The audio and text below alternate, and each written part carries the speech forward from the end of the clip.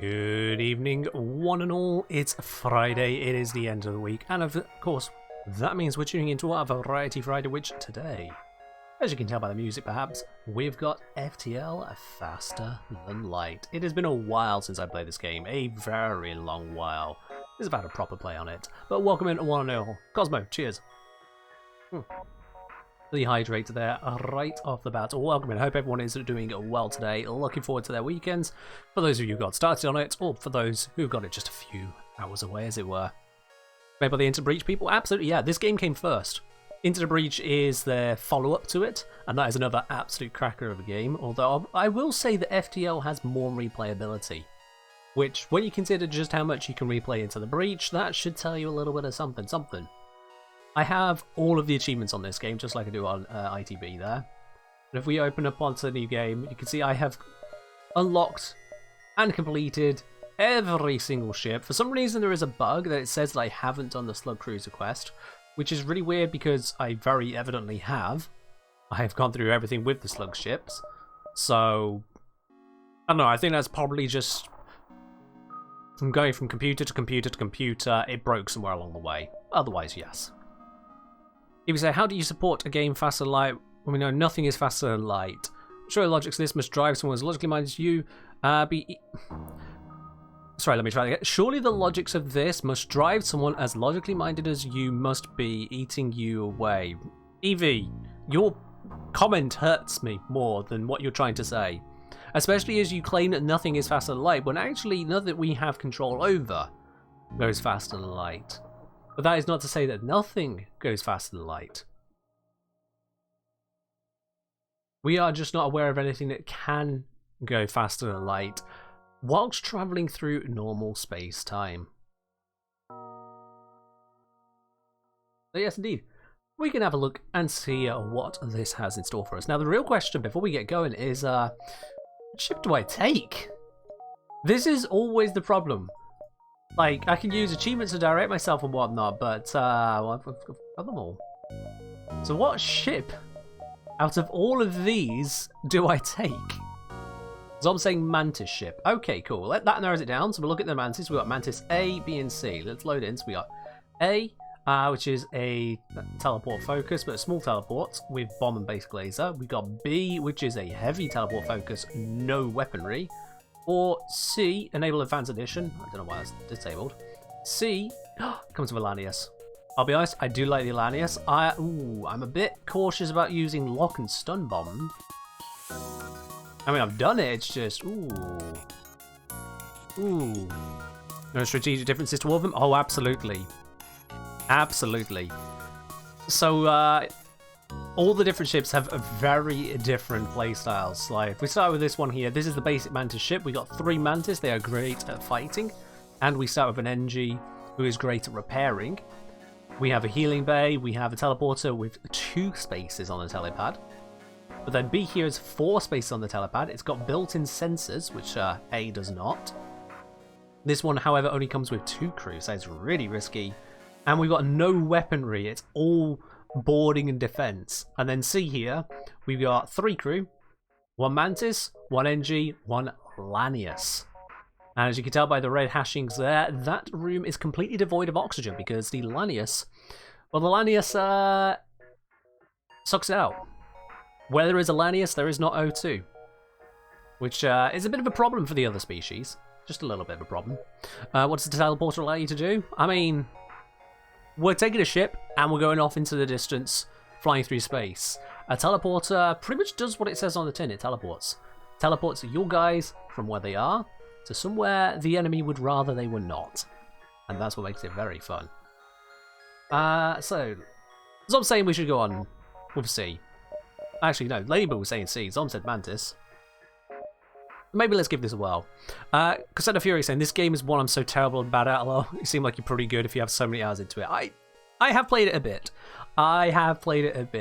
I've pulled out various setups, everything from having the fabled weapon pre-igniter triple burst laser 2 setup, which just you jump in and whatever you jumped into died.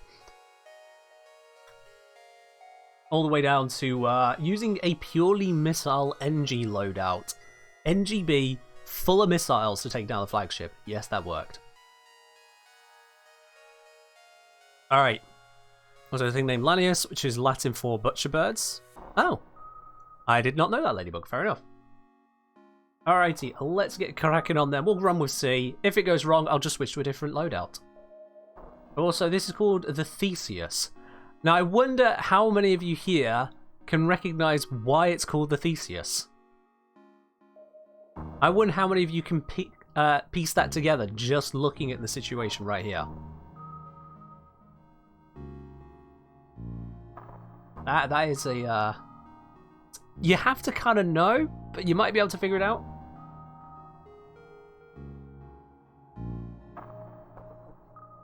Little hint on that. This thing here isn't a med bay, it's a cloning bay. Don't Fury, 100% betting reference. Of course it's a reference, that's why I'm bringing it up as a thing, but what's the reference? The reference is a ship of Theseus. It is a... I don't know whether you consider it a thought experiment, a philosophy or whatnot. Basically, the idea of ship of Theseus is that if you were to have a wooden ship and bit by bit replace it plank by plank, because it needed repairs over the years, if you went around replacing different bits and pieces, you've still got the ship of Theseus. You're just repairing it, taking out one damaged plank, putting in a new one. But after a point, if you continue replacing all the bits and pieces on the ship, then of all the discarded pieces, those are all the original parts of the ship of Theseus, and you could theoretically build a new ship out of those pieces, which would be the ship of Theseus. It's the original pieces.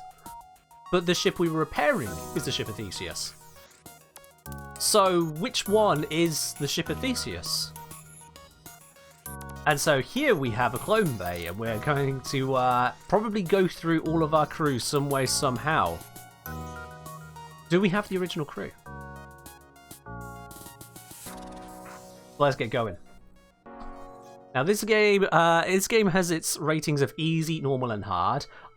Those are incorrect. When it comes to FTL, those ratings should be normal, hard, and very hard. So let's head our way through this. Z-Train said, I don't really appreciate making me have to think so hard about this after a whole week of work. I mean, Z-Train, if you don't want to think, you don't have to think. You can just sit back, relax, and enjoy the show. That is the beauty of your stream. You can just vibe. You can just vibe. Cause of say, I like to think the ship is still the same in spirit, which is what matters, but which spirit? Whose spirit? The spirit of the first ship or the spirit of the other ship? And which one's the first ship? That's where it gets interesting, Cosmo. That's where it gets very, very interesting. Alrighty then, so the idea of this, we need to work our way through these bits and pieces, head towards the exit, jump to the next sector, and repeat. Fighting our way through, upgrading our ship, getting involved in little bits of politics here or there, perhaps, and hopefully not dying along the way. Lady was saying, what I said that sci-fi I've been reading to prepare me for this, I was joking. I need to think about the relevances of this over. Ah, dear, dear, dear. History determines the identity, does it, Daitai? Does it? As he's trying to say, I was trying to figure out because I thought it looked like a creeper from Minecraft. No, it's not a creeper Minecraft reference here. This beacon has been built for nearby civilian space station. No one hails your ship. Well, that's a dead beacon. We just jumped to a beacon and absolutely nothing happened. What a good start. Let's go to this one.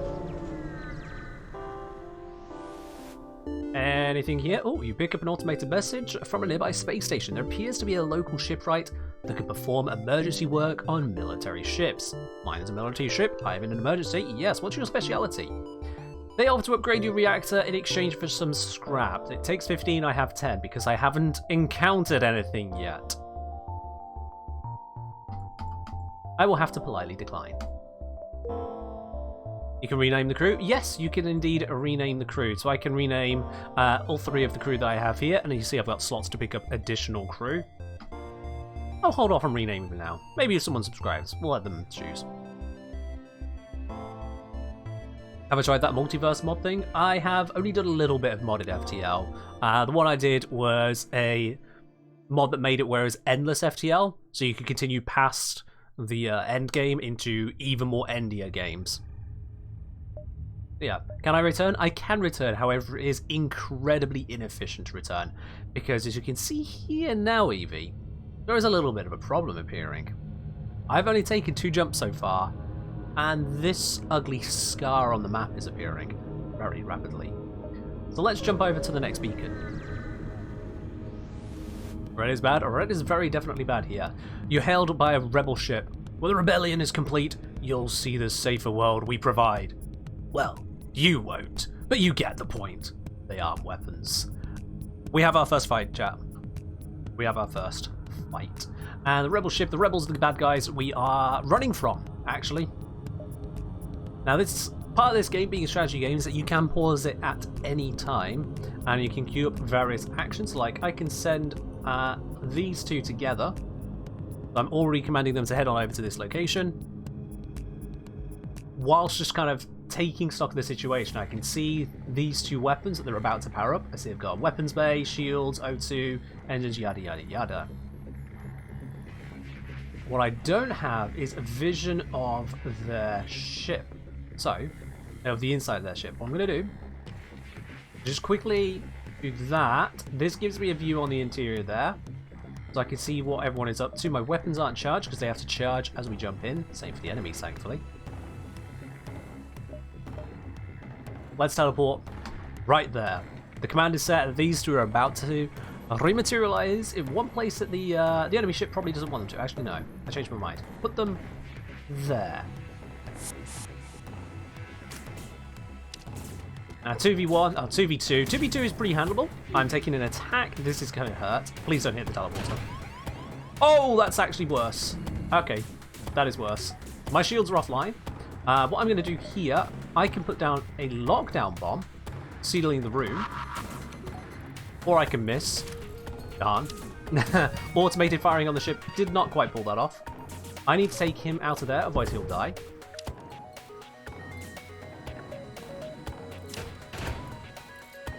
My doors are now offline. My cloning blade has been damaged, but it is fine. What? Actually, thinking about this, I might actually let him die. Because if I let him die, he'll come back at the cloning bay. Well, there we are. He died. He died. But I will recover him. So long as nothing breaks the cloning bay, I will recover him. And this one is now going to take out their weapons from the inside. And the sooner it does that, the better, please. Okay, there goes my teleporter. That is problematic. You get over there, start fixing it. You join in on the fixing. Now that weapon is offline, I can no longer be hurt by this enemy ship.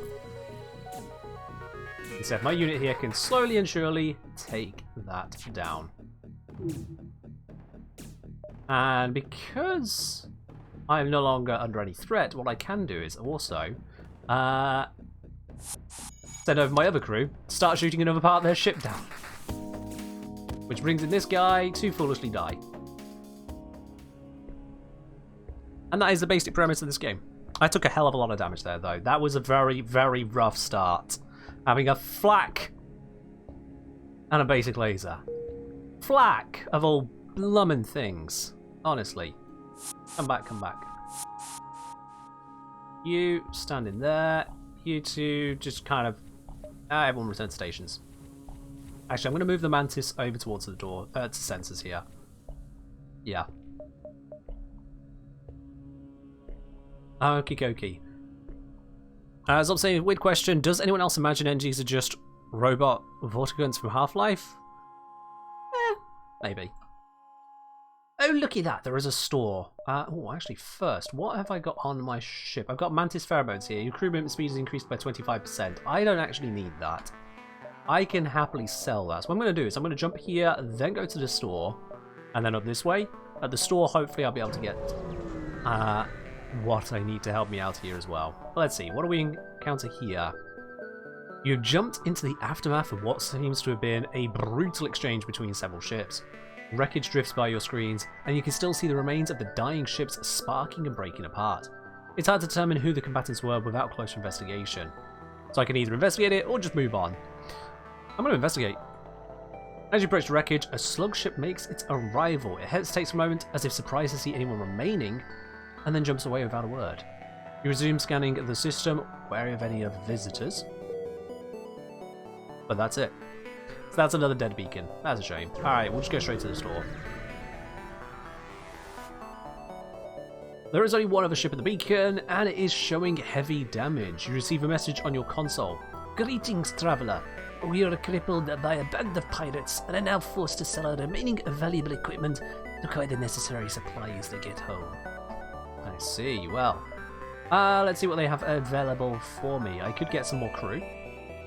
I can get some weaponry to actually shoot with, rather than these bombs that I have. I can sell the Mantis pheromones. And of course I can upgrade my ship here. What I think is going to be a very smart idea is to sell those pheromones. Because, dear God, do I not want to take as much damage as I did in that first fight. That hurt. So, having the ability to raise shields further, very important. Very, very, very important at this stage of the game. If I encounter another flagship, I might not survive. Instead, they've got a missile. Oh God, that might actually be worse here. There's no point in me raising shields further, because missiles go through shields, and they've only got a basic laser on the other side. At first, it appears you've arrived in an empty system, but a ship appears from behind a planet and hails you. I am the dread pirate Tuco. Prepare to die. I don't know where the voices are coming from. These voices are going to be completely random all the way throughout. I'm just going to warn you now. Alright. Crew, let's board. They have some nasty looking crew as well, so this could be a bit shaky. But let's do this. I'm going to go straight to the weapons bay. Try and take it. Deal as much damage as I can here off the bat. My Lanius is going to take quite a bit of damage there, because that Mantis is a good damage dealer. Here comes the missile. That is not what I want you to hit. Let's not rip the O2 out of my ship, please. Lanius here is about to perish. I'm going to allow them to perish so that I can bring them back through this. I'm going to power up the clone bay extra. Bring them back quicker. Ekman is also going to die if I don't get him out of there. I'm going to get him onto the O2 just so I can start hurting it. Or he can die, that works too. They really like shooting at this, don't they? Yeah. I'm going to let both my crew recover and then get a re-engage. Don't think I can do a lot else. Drains unlocks systems. Oh. That's actually really good. Well, it would have been good if it took out the missiles. It did not, in fact, take out the missiles, which is a problem. Gonna leave the NG on here because I need him to repair things.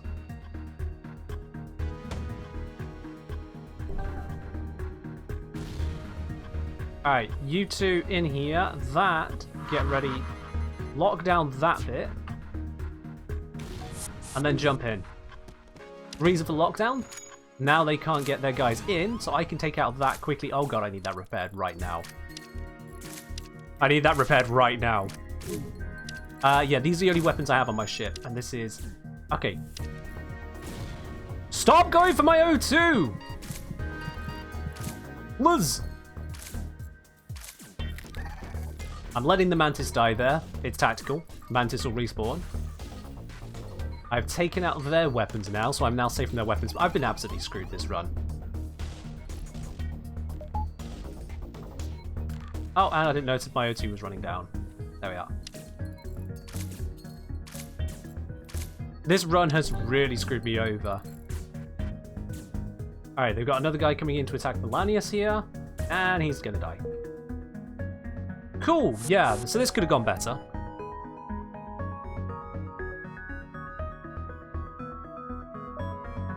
This definitely could have gone better. That missile was doing 2 damage a pop, I think. Which was not nice. On top of the fact that I tried to shut it down with the one thing I have to shut it down, and it did not shut it down. This is Mantis C for you. Sometimes you start great, sometimes you just freaking die. This run feels like a freaking die one. I could jump back to the store, get repairs and go, but I don't know if I'm going to even be able to make it if I do that. I could. Yeah, I need repairs. I absolutely need repairs, so... As much as I can afford, which is not a lot. And that's cost me 2 extra jumps there. There's a lot less material I can even get, but I had to, because I knew that otherwise I'm going to encounter another fight, and it might have killed me. You detect a small military outpost and a few freighters nearby. The mineral-rich planet in an isolated location would be perfect for an illegal Mantis mining operation. As you consider your options, a ship launches from the outpost. Prepare for a fight. Alright, oh, they're sending boarders. They're attacking me with boarding, interesting. And they're going straight for my pilot. No. Alright, whilst they do that, I'm going to send in... Actually... Yeah. Whilst they do that, I'm just going to hold off on sending in the Lanius. Oh, that might hit something. Never mind, it missed. That's good. There we are. Now, just quick check where they've got people. Oh, okay. So I'm going to put a stun and lockdown on that spot at the same time. That shuts that down. And now I can get in there and cause havoc. Because of the lockdown, I've got a little bit of time to deal some damage. Yep, that took out one of their weapons. Excellent. I'm actually going to bring the NG over. If I can get him over in time. Because I want to actually get his health back, so I'm going to let him die over there. If I can.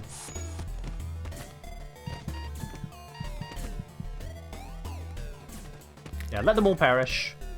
Because I've got the cloning bay to bring them back. Oh, okay, they did not want to continue fighting, but that's fine. I will instead send the NG to go deal with their O2. Their NG came walking through and died on the way through. And so does the Mantis. Yep, that works. Energy trading ships by boarding each other. Thankfully, I am still on the ship myself, even when I send over all my crew. Alright then. That was successful. I was hoping for this guy to kind of perish, so I'm actually gonna... I'm gonna forcibly recover his health. If you believe in morals and ethics, look away. There we go.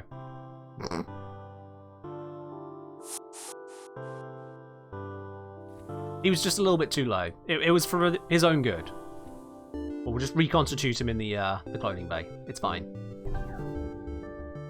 I do lose a little bit of XP there, but it's worth it. Cloning bay seems very useful. It is extremely useful. There is one downside to it, Cosmo. If it is not powered, you see, off, dead crew will die forever.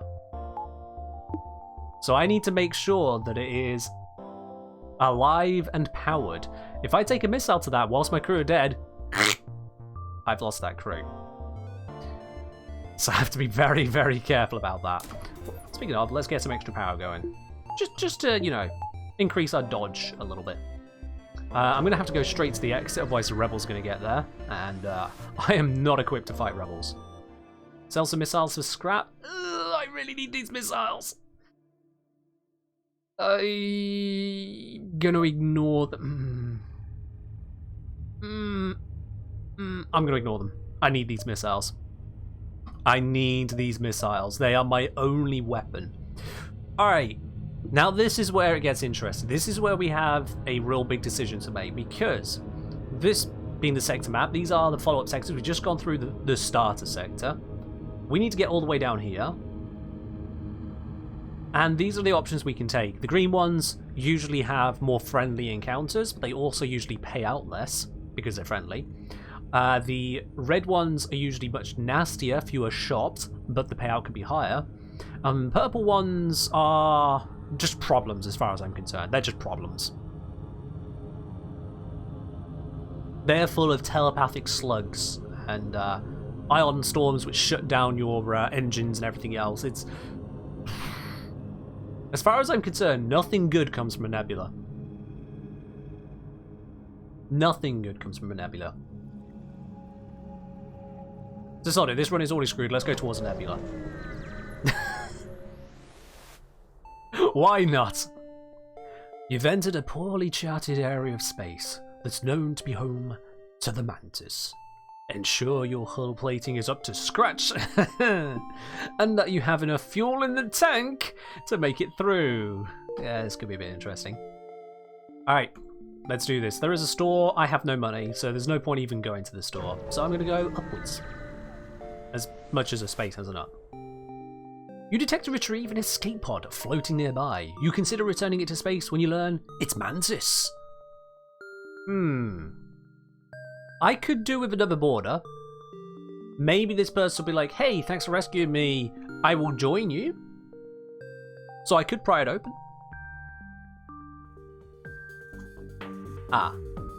The Mantis inside is furious. He cuts the closest person in half with a single swipe. Kill it before anyone else is hurt. Rebecca, Milanius, is gone. The Mantis is shocked to see the crew member it just slaughtered step out of the clone bay. I forgot I had a clone bay for a second there. Whew. Okay. Okay. Not the worst case scenario. Not the worst case scenario. Oh boy, that could have been. That could have been. I thought I just completely ruined my run there, not gonna lie. I thought I had just completely effed it. I'm gonna drop them out, drop them in, drop them out, drop them in. Cheeky, cheeky, cheeky little dance. Haha. Get wrecked, nerd.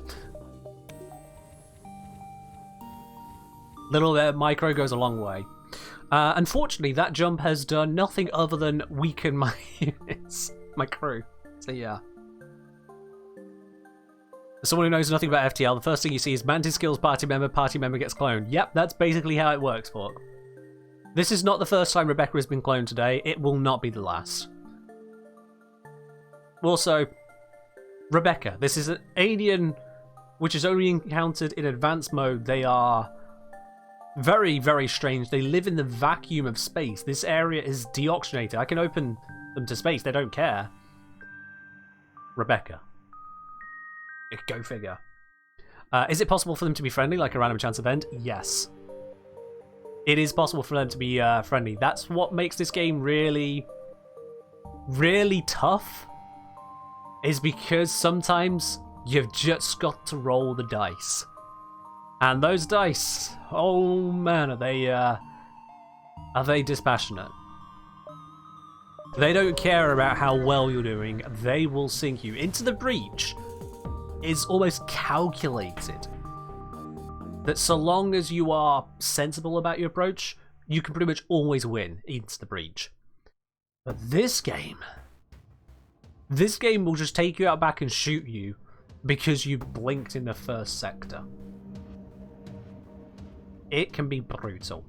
As I feel like we're about to find out, because that appears to be a missile, that appears to be a heavy laser, this is 3 people looking to attack me on a rebel ship guarding the beacon. I order a pursuit course and prepare to scratch up one more. I'm not sure why we're pursuing this, but let's go for it. Oh, and they have a drone. Okay, cool, right. First things first, we are taking out that drone.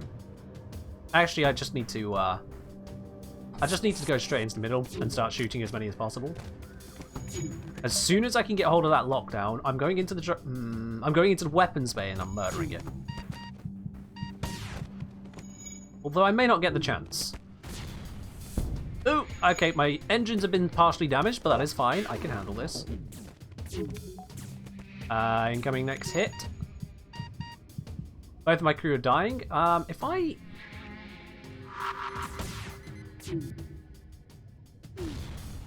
Aha! Ah, sugar. Right, well, okay, so I stunned one of them to allow my crew to fight the other one. Ah, my O2 is going down. Okay, everything is going badly. I need you back sooner. You get in there. Something is on fire. Oh god. Oh god. Oh, this is a waste.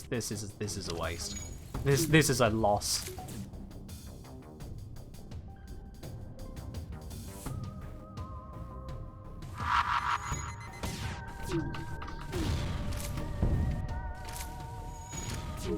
Yeah, this is GG. There is absolutely no way I can do this. Incoming, and that's a kill shot.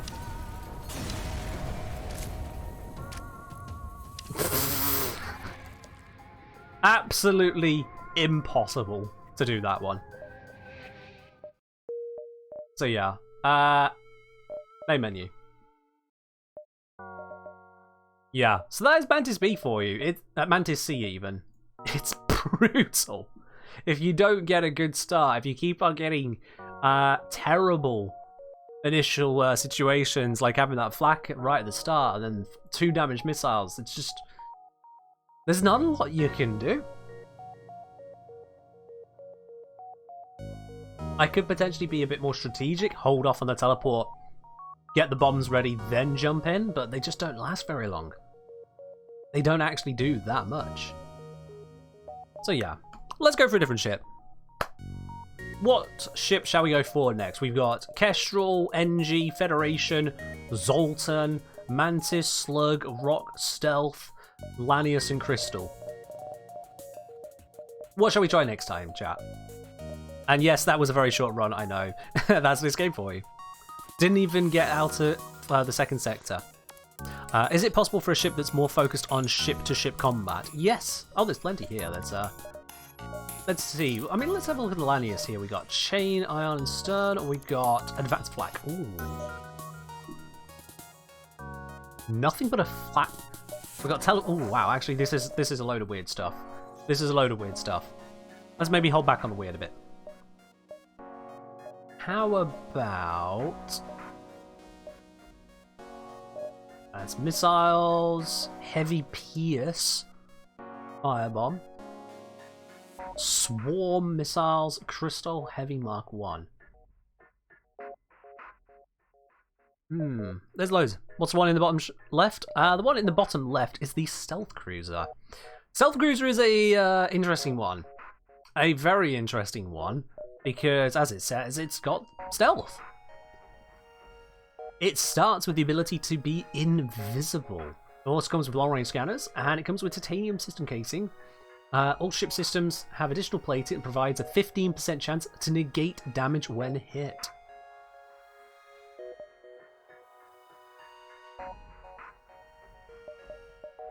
Alternatively, we could go with this one, which starts with invisibility and glaive. Just a really long charge time, 25-second charge time, but once it's charged, it just goes zoop. Or we have this one, which is the stealth ship, which has no stealth. Which I gotta say is a risky play. No stealth, no shields. It's just, yeah. All three of these have no shields, but that one has no stealth either.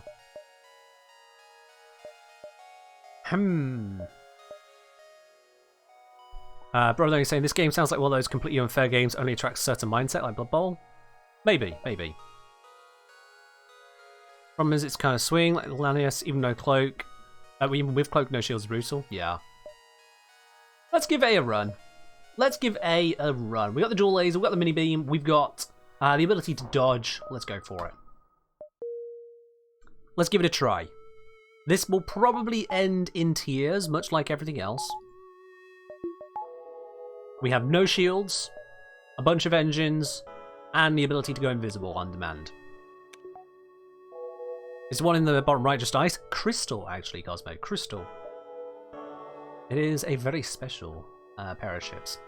Alright, let's give this one a whirl. This one is also a crew. It starts all humans. We got Varnus, Shirai, and Liam. Well, fingers crossed this doesn't go as badly as the first. This is going to go terribly. An unvisited location. The nebula here will make the fleet pursuit slower, but will disrupt your senses. Okay. This section of the nebula is experiencing an ion storm. It is the first jump. It is the only jump I can make. I just want to point out, there is an achievement that you can get with this ship. I've already got the achievement, thankfully. But there is an achievement for getting all the way to the end game without encountering a single environmental hazard. If I was trying to get that achievement, I would have immediately lost. Because the only jump I can make is into an environmental hazard. That's unfair. What even is that? God blame. Alright, well, off we go. This environmental hazard halves your energy capacity. So I would have had 8 bars of energy to use. I now have 4.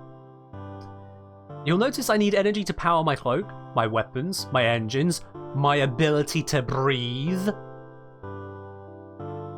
Yeah. You jump into the middle of the plasma storm. Multiple recently incapacitated ships loom in the shadows, briefly illuminated by the lightning. I can either manually search the wreckage for survivors and equipment, or avoid the risk and wait to jump away unscathed. Hello, Ray. You're just here on a quick break. Fair do, my dude. So, I'm thinking I should probably, you know, avoid the risk this early on. Loot? Risk it? Cosmo, you... Really? You think that's a smart idea when I have half power as well? Sod it, why not? Ow.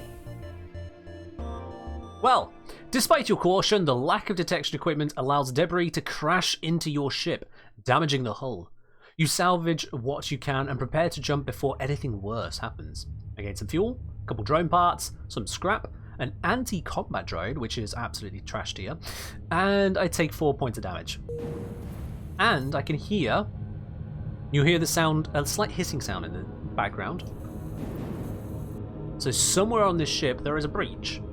My sensors don't work in a nebula, so I have no idea where I have my ship there is a breach. So let's send you over there. Let's send you over there, see if you can find it. You go over there. It's not in O2, it's not there. You can go back. Nope, nope. There it is. There is the breach. Let's fix that before everyone dies. Speaking of, they are suffocating whilst fixing it. Cool, and now quickly hurry on over. Oh, speaking of, actually, O2 is dispowered. Can't hear the hiss at all? Ah. Yeah, it's important to have good hearing in this game, or just turn the volume up. Because otherwise, once you get your senses back, you'll jump through and you'll be like, oh! Oh, there's a fire in a room I couldn't hear. Whoops! So listening throughout your ship is also a good idea. Right then, with everything repaired and good to go... Oh, are you kidding me? Why? Really? 2 in a row? What did I do to deserve this? Okay. Oh, wonderful. You find 2 heavily damaged ships floating nearby, and you hear that the music switches to the battle music. The remains of a battle. You begin to harvest some usable debris when you hear the sounds of someone beaming aboard, followed by the shouts of a boarding party. We gain some fuel, we gain a drone part, we gain a little bit of scrap. Warning, intruders on board.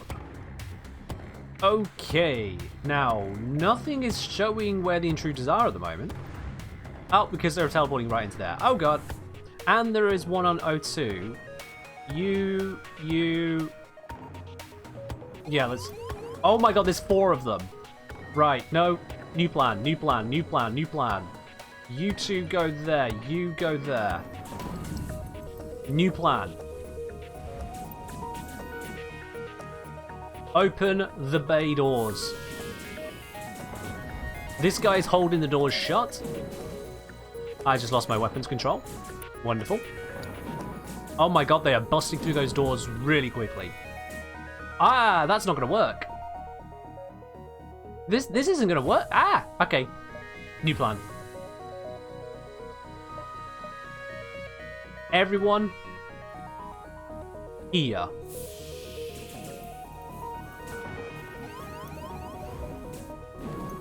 I'm going to fight them in the med bay. And that guy's going to take out my sensors. God damn it.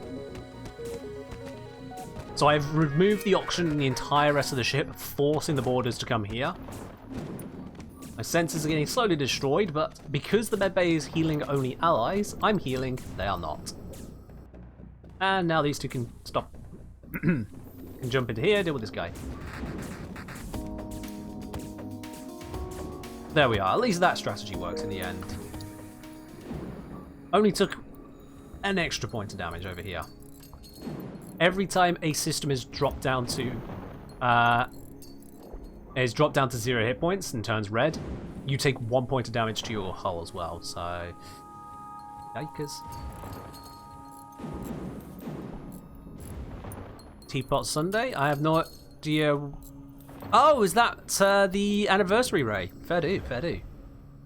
Okay, so well, so you can stealth. Let's give you something you can't deal with stealth. Exactly, Daita. Yeah, it's what it's done to me, hasn't it? Everyone go back to your seats. How come we could not see the rest of the ship on the other ship, but not now? What? Sorry, Cosmos, how come we could see the rest of the ship on the other ship, but not now? It's to do with the fact we're in a nebula. So, whilst we're in a nebula, your sensors will not function, but the rebel fleet would advance more slowly towards you. Screws up sensors. And then we're in a worse nebula, which is also depowering my ship. It's just... Why? Why you be like this? Alright then. So I can jump to here or there. This one, there is a ship detected.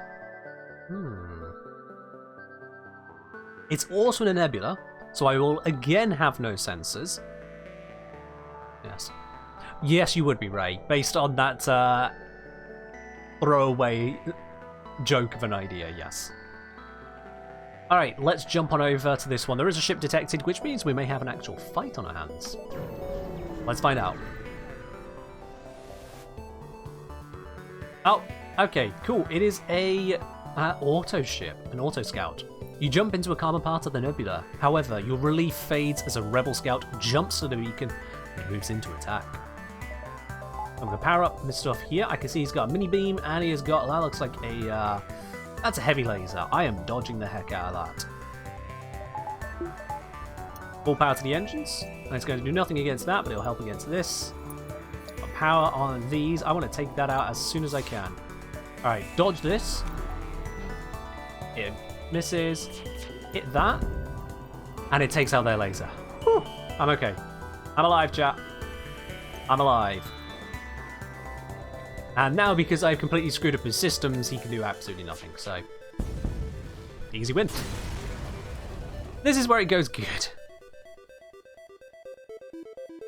Okay, ship explodes and leaving behind a substantial collection of useful scrap materials. We get 2 missiles, drone parts, 16 scrap. Beautiful. BEA beautiful. Another unvisited location with a ship. Let's go to the ship because ship might mean fun. Hello Mythic, how you doing? It's another auto scout. Okay, you detect a rebel automated ship nearby. It does not engage and seems to be patrolling around a longer range sensor station. So I could attack the ship to get to the sensor station, or I could try and avoid it. Let's see. It looks like you've got another beam heavy laser combo. I should be able to handle that, so I'm going to attack it. Oh, I was wrong. That is not a beam. That is a dual laser? Yeah, it looks like a dual laser. Oh, dear. If both of these fire at the same time, that would be very, very helpful.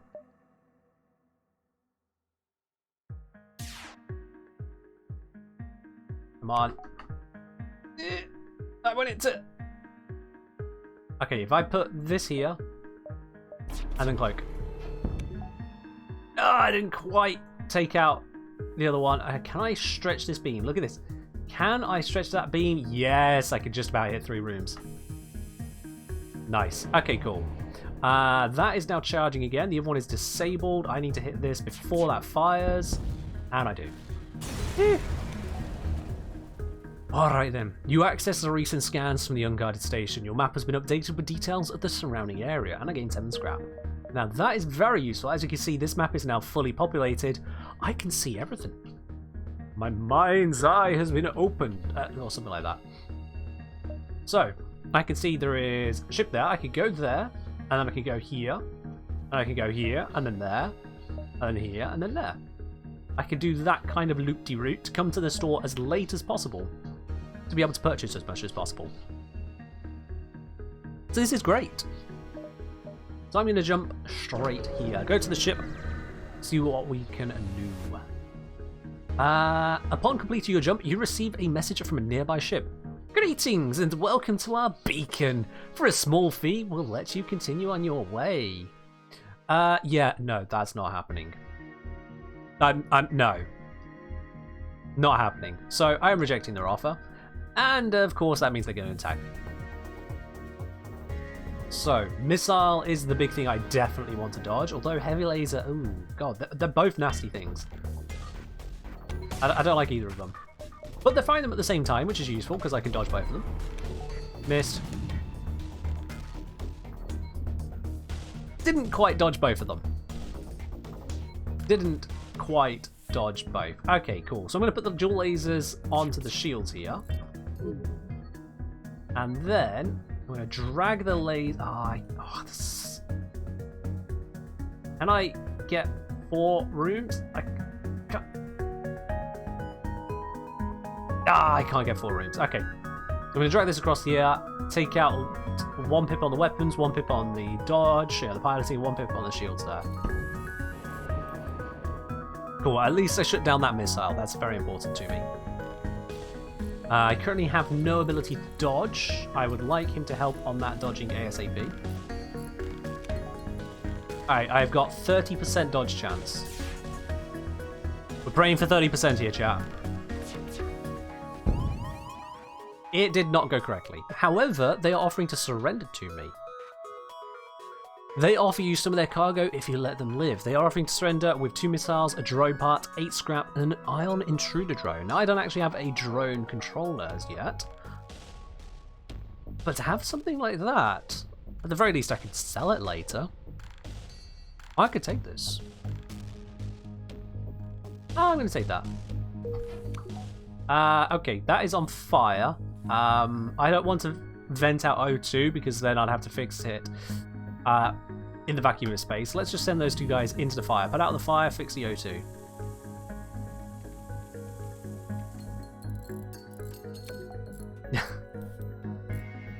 This is a rock ship. I wouldn't call it a trilobite, but sure.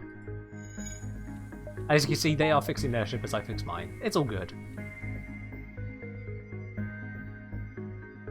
I mean, they did try and charge me a toll, and then just shot me because I wouldn't pay it, so, you know, that's their problem. They could have just let me through. Important military business. No, they decided to be dicks. Alright, let's jump to the distress beacon. Want to help out someone in distress? Maybe they'll give us money for it. The answer is... Ooh. I know this one. You find a number of ships fleeing from a small space station. You hail them, asking what's wrong. Help! We're being overrun by some sort of giant alien spiders! Do I send in the crew to help? Because giant alien spiders are no joke? Or do I leave them alone? So if you've been watching any of this now, you'll understand that there is an RNG element here. Leave them alone is the safe option. This one, it could go good, it could go bad. Made a joke about it in title? I didn't make a joke about it in title. I made a joke about it in the announcement on the live stream announcements bit. Yeah. Because this can go so badly for a run, I'm actually going to open this up to a poll. Which option? 1 or 2? I'll give you guys a minute on that. Which option? 1 or 2? Do I send the crew to help? To go valiantly fight against giant alien spiders? Or do I go, what the fuck, I'm out? Which option? I'll give you guys just a minute to vote on that one there. But option 1 or option 2? Would we actually get anything for helping? We don't know, Cosmo. We'd hope so. We would certainly hope so. If we do succeed, if we survive the fight, we would like to receive a reward for that. But the game doesn't give us that information. All it does is it gives us the opportunity to choose. Do you help? Or do you walk on by? Or well, fly on by, as is the case. And don't you guys dare leave that tied. Don't you damn well dare tie that vote up. What is this? Who's responsible for that? Who cast that vote? I watched it go. Andrew, right, Andrew, you contributed an extra 10,000 channel points just to tie that up there. Andrew, you absolute bastard. It tells me on my screen here when you do that. Nah. Okay, it only tells me that someone contributed 10,000 points to vote a second time. It tells me who did it. It doesn't tell me what you voted for, but I watched it go from 5-6 to 6-6. Andrew, that could only have been you doing that.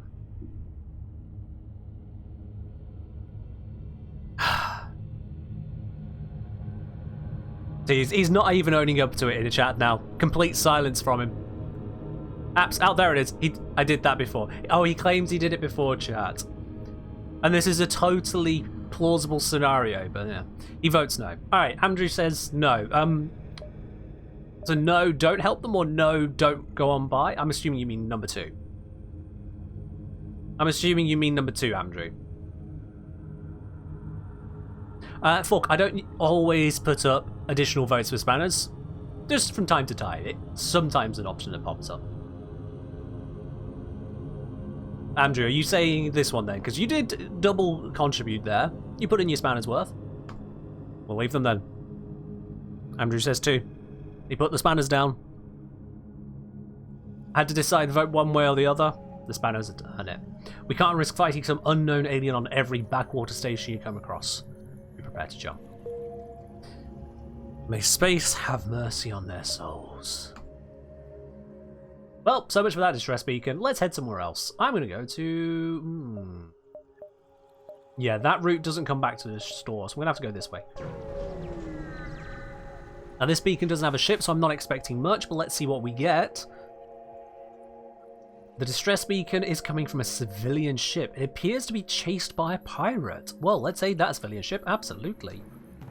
You power up your weapons and engage. They have heavy laser and an ion stun. Interesting. Well, I have the ability to dodge, so get wrecked. I hope. Incoming shot. We will dodge that one. Don't mind me. Goodbye. And then put that straight on the shield, Jen.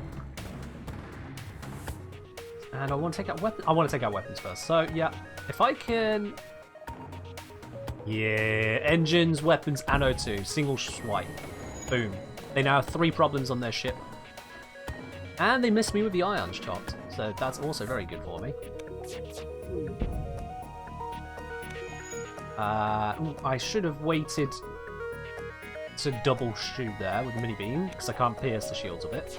That's fine. Take off the shields. And beam. That was a good one. Station blocks their spiders? Yeah. As I'm saying, yes, giant spiders are cute, let them eat. There's no option to send someone else to help the spiders. 0 temp. Fun fact, there are alternative ways of dealing with the giant alien spiders. I only had 2 options there because of my setup, but different ships, different parts of the game, different upgrades you can get a hold of, offer you alternative ways of dealing with the spiders. True story. It's actually the spider sending a message to lure food in. Could be, could be. Pirate ship breaks apart. You hasten to contact the civilian ship. Yeah, the one that was scared. The ship you saved was badly damaged in the battle. Most of the crew accept your offer to be dropped off at a nearby station. One offers to join your crew. Welcome aboard. Fired him. Interesting. Did he offer to join my crew, or was he let go from the others? Well, welcome aboard anyway. Fired him. You are my latest crew member. You can go live on the doors because we need a man on security. Boom. As I'm saying, a blue option. I think it's actually a friendly way to do it. Yeah, so there's a way to do it, Zom. It's called the anti-bio beam. But otherwise, normally you're just shit out of luck. Alright. Let's head to the store. I've got 88 scrap and a dream. Come on. Give me something good, please. Transmission from nearby planet indicates an outpost below, which offers supplies to travelers. You send down an away party to check it out. Okay, I can't afford the shields.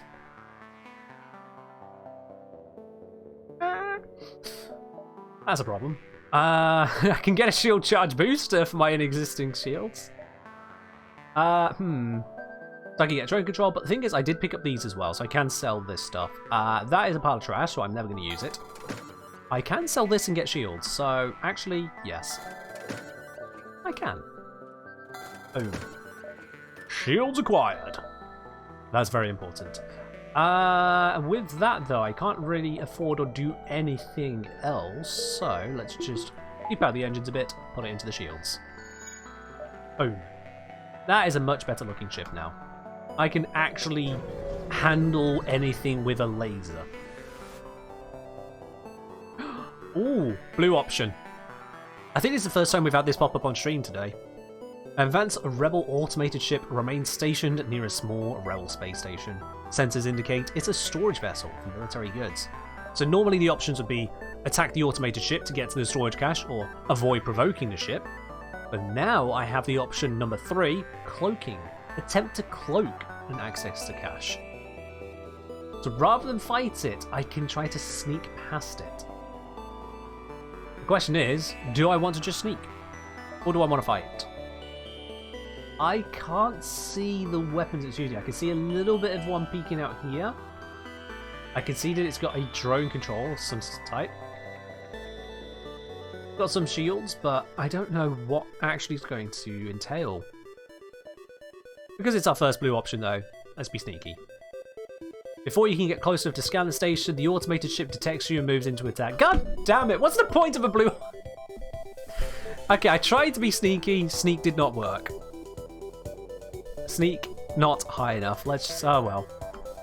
Well, we'll fight anyway. So, it's got a single laser shot there and a fire beam drone. So this one doesn't damage my ship directly. If it lands a shot when I have no shields, it burns that room. Yeah, let's not have that, please. Let's really just... no, I don't want to deal with that. What I need to do is avoid that shot that's about to come in. Cloak, dodge, and now I'm going to focus on it. Shields? Yeah, shields. And then I can put a laser across these 2 rooms here. And now it is no threat to me whatsoever. There we are. That's we're playing life on easy mode now. Might as well just put that across there. I set fire to his ship, actually. That's going to go out because no O2. That was certainly better than it could have been. I salvage what I can from the broken ship, investigate the station, and another drone.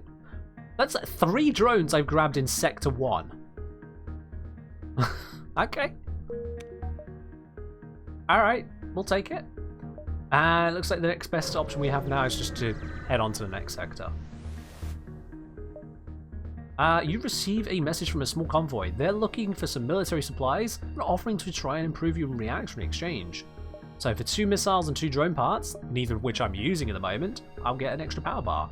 Yes please. That is a win right there. What is the big encroaching warning thing? So this is the very thing we need to avoid. You see, rebels are about to gain control of this beacon, and here, the rebels have control of this location. Very dangerous. The fleet's anti-ship batteries will be firing on you at this location. So yes, I need to be running away from them. I can't just dilly-dally around the sector, because when it becomes hostile like that, not only do I no longer have access to the event at that location, but also, in the time between me arriving and me being able to jump the hell out of there, I will be engaged by a very powerful rebel ship, and I will be engaged by additional anti-ship weaponry from outside of the fight, as it were. So this is basically the driving force telling you, get going, because otherwise I will die. A most horrifying and probably quick death. Alright, ooh, this is a very different sector map we got this time. Okay. What's the rebels' agenda? The rebels... My understanding of the storyline is that the rebels are racist. You'll notice that every single rebel ship we encounter is manned by exactly one species, human. They believe that humans need to take a stand for humankind, to keep consorting with the Zoltans and the Mantis and the Rock and the Slugs and the NG is going to lead to the demise of human culture and human civilization entirely. So they are looking to wipe out the other races, force them back and establish a human empire. I'm part of the Federation of various allied species, like the NG and the Zoltan, who are like, no, let's work together. What the hell is wrong with you? Can you destroy the rebel fleet with a strong enough ship? You can, however, it is very expensive and you will take damage. Each time you jump to such a beacon, not only are you not getting an event and not getting progress towards the exit, you'll continue to take damage from these encounters until you will just blow up for no reward. Fighting the rebel fleet there is pointless. Now, this is where we can make some interesting choices. We can either go the route of the abandoned sector or the rebel-controlled sector. Now, considering the rebels are the very people I'm trying to avoid, I feel like that'd be a bad idea. But then an abandoned sector, as the name implies, doesn't have a lot of stuff. It's abandoned, so there'll be fewer shops, there'll be fewer encounters, there'll be fewer goodies for me to get along the way. And so I'll be weaker as I progress through this run. So, question is, do we go rebel or abandoned? Let me know in chat. I'm not going to do a proper poll on this one. Very quickly, rebel or abandoned? 1 or 2, rebel or abandoned? Maybe weaker but won't be dead? I mean, the idea is I won't die in the rebel one either, but yeah. You get 1 fuel for defeating rebel ship. True, yes, you will get that. Abandoned, abandoned, abandoned, abandoned, abandoned. Everyone's saying abandoned. Alright then. Drax is saying, have you ever cheesed the pilot by gaining level 2 shields early on? I have cheesed piloting and stuff that way, yes. But I'm not going to do that on stream because that takes just forever. Let's go to the abandoned sector. There have been a number of reports of advanced ships salvaging the wrecks and abandoned mining facilities in this sector. Could it be that the Lanius have resurfaced? And I do love the tracks in the Lanius sectors. Alright then, there is a ship here, there is a distress call there. Distress call without a ship? That's curious. But I'm going to go to where the ship is. Let's see what we have at beacon number 1. It's a rebel. Come on!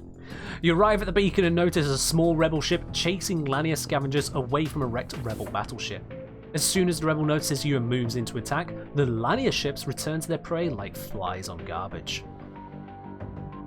Well, let's deal with it. We got a rebel ship here. They have got a heavy laser and they have got a mini beam by the looks of it. That's fine. I can handle that perfectly well now. So, let's get ready to engage. I'm charging up my weapons.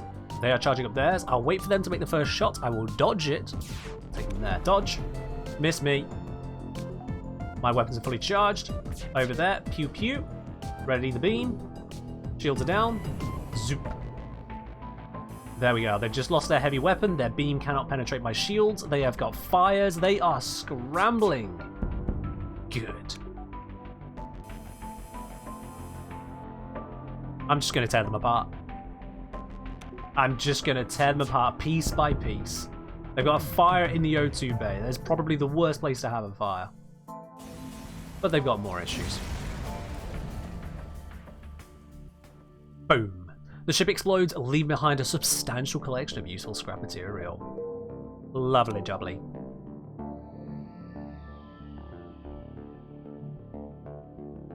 I'll say I can't think of something to compare to the ship, so let's just kill him.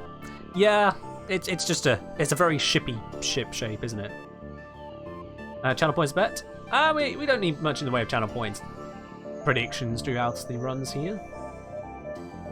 Alright, I am going to spend on the shields there. As much as I can't power them very well right now, the reason for that is if I come across something dangerous enough, I can switch out of engines into shields in a pinch.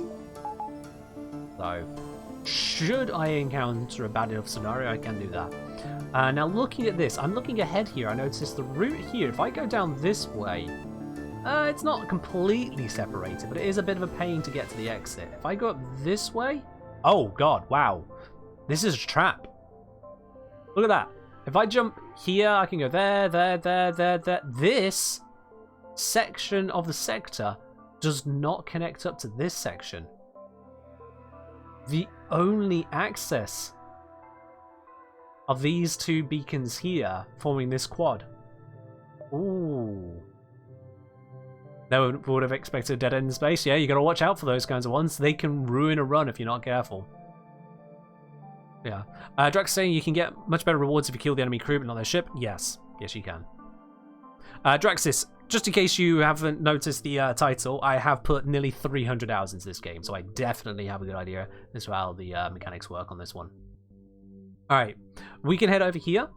This has got a ship on it, so that's what the triangle means, and then the circle is showing me this has a pulsar flooding the area with dangerous electromagnetic forces. Now that could be spicy. Let's do it. There appears to be some sort of research station near a pulsar, although it's hard to tell since a portion of it has been melted. The Lanius ship that has been working at it moves in to intercept you, totally oblivious to the threat of EM pulses. So this here, I'm close to a pulsar, periodic waves of electromagnetic energy will disrupt your systems. Jock said, I need explanations to what stream notification of being chased by a racist organization means. After this fight, Jock, I'll show you what it means. I'll show you. Can't we at least save the guys in distress? I'm going to take a different route, Fork. Going to take a different route. We've still got a mission to do. And we're only in Sector 2. Alright, Lanius ship. We see they've got a heavy weapon there. We see... Oh, this is a module you've not seen yet, chat. Hacking. Launches a hacking drone that can temporarily disable a system. If that locks onto the wrong thing, I'm out of here. I ain't dealing with it. If that locks onto something like my weapons, I'm out. Gone. They have a cloning base, so killing the Lanius crew is pointless. See, we've got shields, weapons, blah, blah, blah, blah, blah, blah. Let's try and survive. Oh, and they also have a bomb launcher that's hidden away there. Okay, medbay is hurt. That's fine. I don't actually worry about the medbay. I'm not using it right now.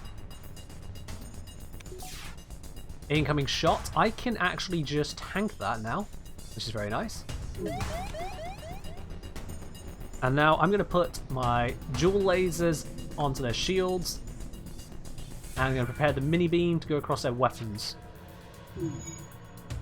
Right. Yeah, I can do that. Didn't stop the bomb. Bomb's still going to land. And I'm going to let my shields get hit here. My shields and my medbay are both disabled. You can see it's got a countdown on it. This guy's working on fixing the doors because they just got bombed. That weapon is back online, so I need to take that out straight away. Oh, your comm system receives a video feed of the enemy ship's crew waving small makeshift white flags. Look at these creatures. These metallic things which breathe space. And they figured out to put together little white flags, wave them on the monitor. It appears they're taking research about your culture's customs quite literally. I love it. They're offering me 4 fuel, 2 missiles, and 12 scrap. No. No. I will tear your ship apart for destroying that research station. And instead, I get 2 fuel, a drone part, and 23 scrap.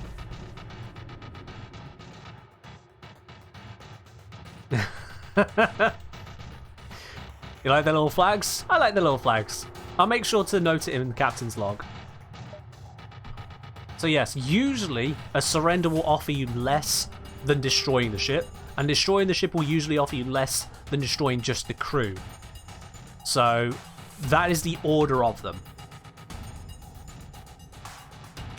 Alright, so Choc, allow me to demonstrate what I am on about with the racist organization. You see this here? You see this warning coming in? The whole premise of this game is that we are on a Federation cruiser, in this case a stealth Federation cruiser.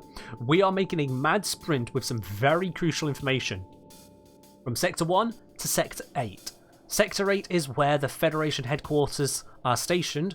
We are bringing the very, very important information as to the crucial weakness of the Rebel fleet. The problem is that from here to Sector 8, there's a lot of stuff in the way. There is a lot of very nasty stuff, and there is the pursuit of the Rebel fleet. We cannot just limp our way across. We have to go on a mad dash, collecting resources, hiring crew, upgrading the cruiser with everything we can, because this was just the last thing we could grab in the hangar and just go. So we are fleeing this organization, this rebel group, and they are definitely very racist. They are all about humans only. Screw all other alien races. I have an issue with that. But that is what we are sprinting away from. Now, I do see there is another ship here. Planet-side anti-ship batteries are detected in this system.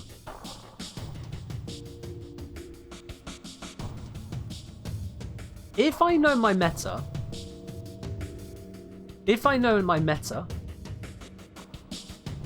that is actually a good thing. I think we want to jump to this one. Is it not speciesist? Technically, yes, Jock, but racist is the casual term for it. I'm going to jump to this beacon. As much as it says there is a anti-ship battery in the system, I think that is going to be a friendly one. I'm correct. Upon arrival, you are immediately surrounded by chaos. A planet's anti-ship battery is firing on a number of Lanier ships. One of the combat ships mistakenly believes your ship has arrived to assist the planetary defenses. Combat positions. Once again, they got... That looks like a flak launcher, heavy laser, hacking, couple Lanius, clone bay. Let's deal with this. Now, my shields are actually still regenerating from the pulsar's effect, but it's fine. We'll handle. We will handle. Incoming hacking. Where's the hacking land? Hacking lands on our engines. That's a problem. Yeah, that is a problem. So, hacked experiences temporary disruption and doors are locked down. Yeah. That's fine. They're using it straight away. Should time out in just a moment. It did time out. Excellent. Dodge that shot that's coming in. And then I'm going to aim for their shields. I've broken the shields. I can carve through their weapons. It did not turn off the flak. Oh god. Incoming! I'm alive. Only 1 damage. That's cool. Shoot the weapons down. And if we wait, the ASB might actually do the trick. Yep, that works. Now you see that ASB? You see how that just one-shot that Lania ship? Granted, I already weakened it, but it had shields, it had 2 hit points, and it got one shot. And that is exactly what the rebels would use against me if I end up fighting in rebel territory. On top of there being a rebel ship with upgraded weapons against me. That is why I do not want to be caught by the rebels whatsoever. Those shots are brutal. As it tore through, I heard the sound of a breach happening as well, so even if my ship survived, there would be a hole in the room, damage to the system, damage to the ship, just everything going wrong. The ship breaks apart. You decide to salvage it when the opportunity arises.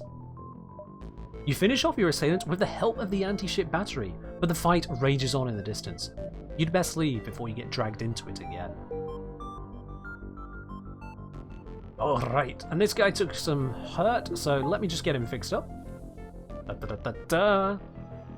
This is the benefit of medbay over clone bay. I can just heal my crew at any point, it's fine. The thing. Okay, let's jump to the next beacon. This one has a ship on it, so let's go. Hello, you come across a Lania ship in the process of absorbing a rebel automated scout. Oh, that's for the best, isn't it? If you scare off the Lanius, you could probably make use of it. We need resources, and this is some alien just chowing down on another ship. Is there a way to obtain a clone bay? There is, yes. You can buy them in a shop. It replaces your med bay, though. Yeah, I'm going to fight this. I mean, just look at the design on that. Ain't that a beautiful thing? I think it's beautiful anyway. Let's fight.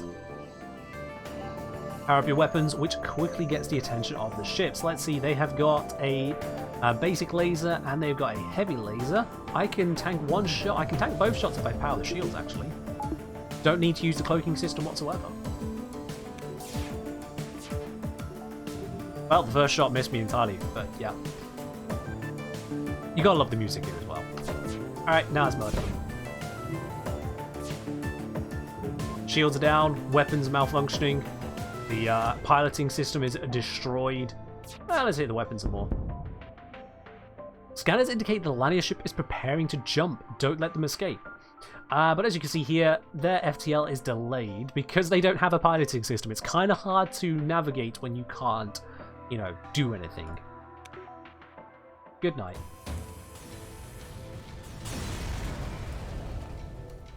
And goodbye. I see variation ships also have clone bays. Yeah. Yeah, we saw that in the first ship we ran today, Draxus.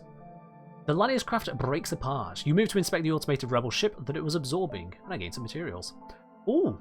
You find the ship has a built-in method of warning the rebel fleet of contact with your ship. You feed it some false data about your ship's whereabouts that should keep the fleet off your tail for a time. I gain some additional material, and the fleet is delayed by one jump. Excellent. That is very good. Look at that. No progress at all for them, which means I can take a little bit more time moving through the sector. That is very good news. Let's depower the shields, put it back into engines, just because it's a good place to put it, and let's jump to the next one, where there's another ship.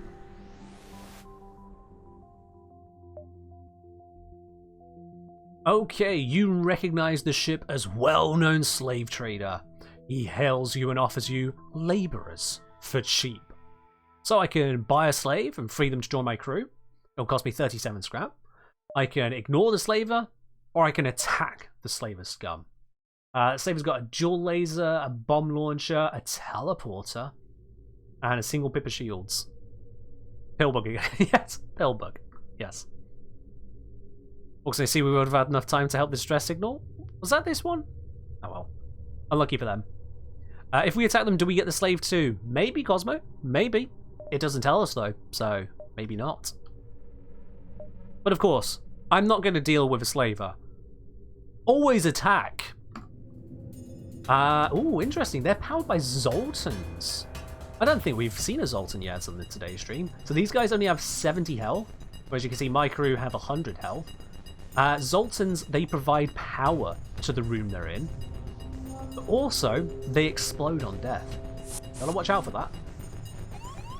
This guy's jumped into my O2. I'm going to make him regret that by just removing the air from it. Now what are you going to do? I'm also going to do, seeing as I can block that fully, I'll pop that into there. I'll take the power out of cloaking into engines to help dodge the bomb a bit. Do I dodge the bomb? I don't, but it hits nothing. Do you see, I am not terrified about these people at all. They have no cloning facilities. Boom. And so now what I can do is I can dismantle their ship by doing this. Ah, they've got more power in the O2 than I thought. So I'm going to try and kill this guy directly. And I'm going to do it by choking him out. Oh, if I dodge.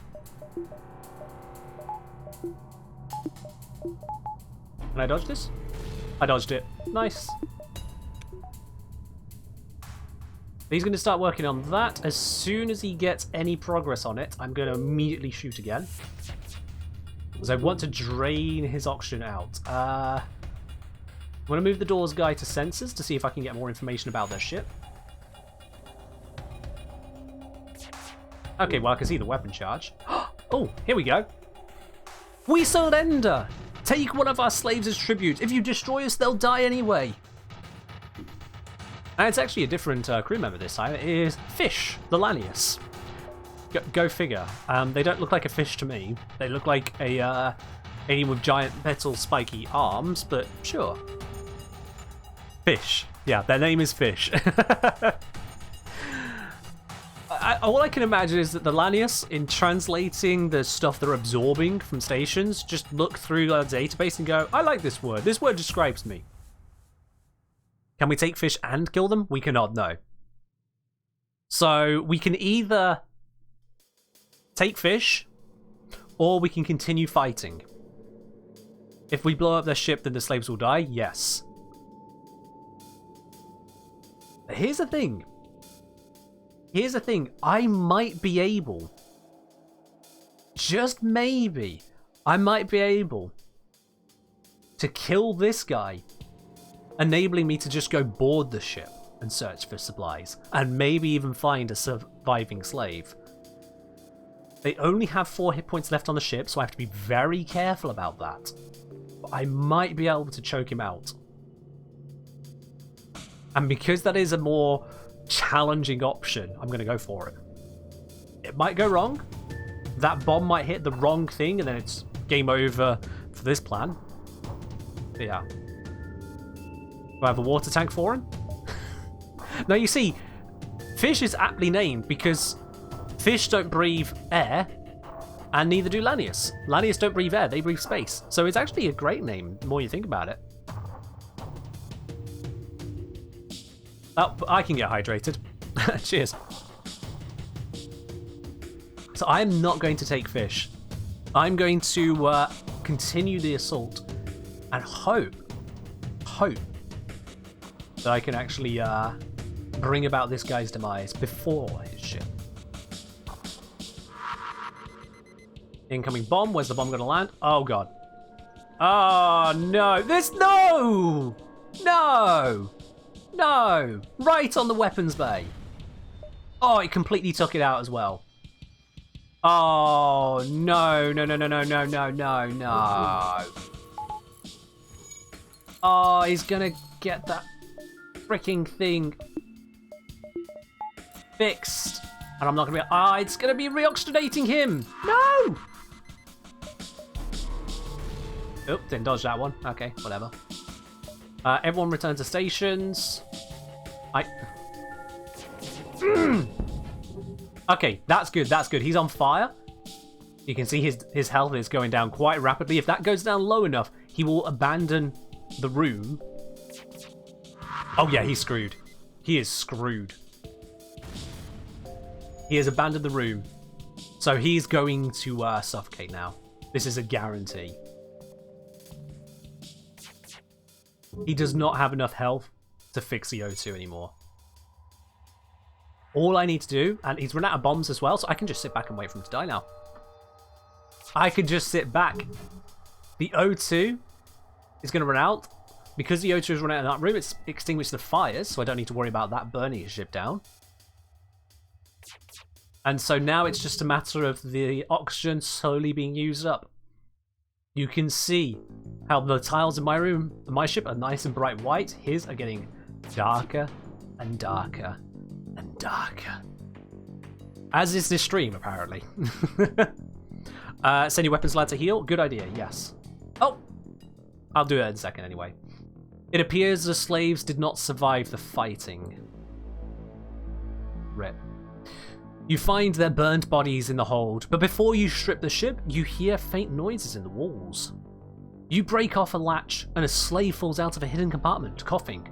Once recomposed, the slave offers to join your crew. Why is the ship losing O2? I destroyed the O2 system, so they were on limited air, and that limited air, the Zoltan was breathing. There's only so much oxygen you got.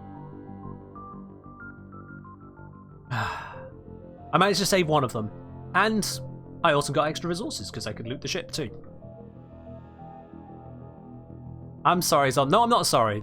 This is part of the reason that live streams of games are able to happen, is because people like you then go, actually, I want to play that game. So this is a great thing. This is a great thing. Did they not breathe air? No. I was talking about Lanius. Lanius don't breathe air. The one that was on the ship there, the green one, is a Zoltan. Zoltan do breathe air. But Zerima here is Lanius. They don't breathe air. So, I have a new crew. Excellent. He can go live on sensors. And yeah, my weapons guy needs healing. There we go. You haven't played FTL in 3 years? That's a while, yeah. Alright, return to stations. And I'll save the crew position so that Lanius knows that's his spot. And yep, you see that Lanius there, as I say, they don't breathe air. They actually prefer the vacuum of space. They cause the room to lose oxygen. Alright, let's get cracking. That's fair enough, Ladybug. That's fair enough. Federation encrypted signal is being broadcast from a nearby planet. Ooh, I did just gain a crewmate, so I'm happy to take the risk. Let's go find out. Trap or loot? It's loot! You find a small cache of supplies that was surely left for any loyal Federation ships in trouble. You take all that you need, leaving some for others to find. Oh, that is wonderful. That is wonderful. I'm gaining a bunch of scrap here. I've not got a lot to spend it on right now. I was hoping for a store. Oh, I'm gonna take the gamble of going for these 2 ships and then to the store, because the more material I have, the more flexibility I have when it comes to buying stuff at the store. So this could be great. Your arrival coincides almost exactly with that of a rebel ship.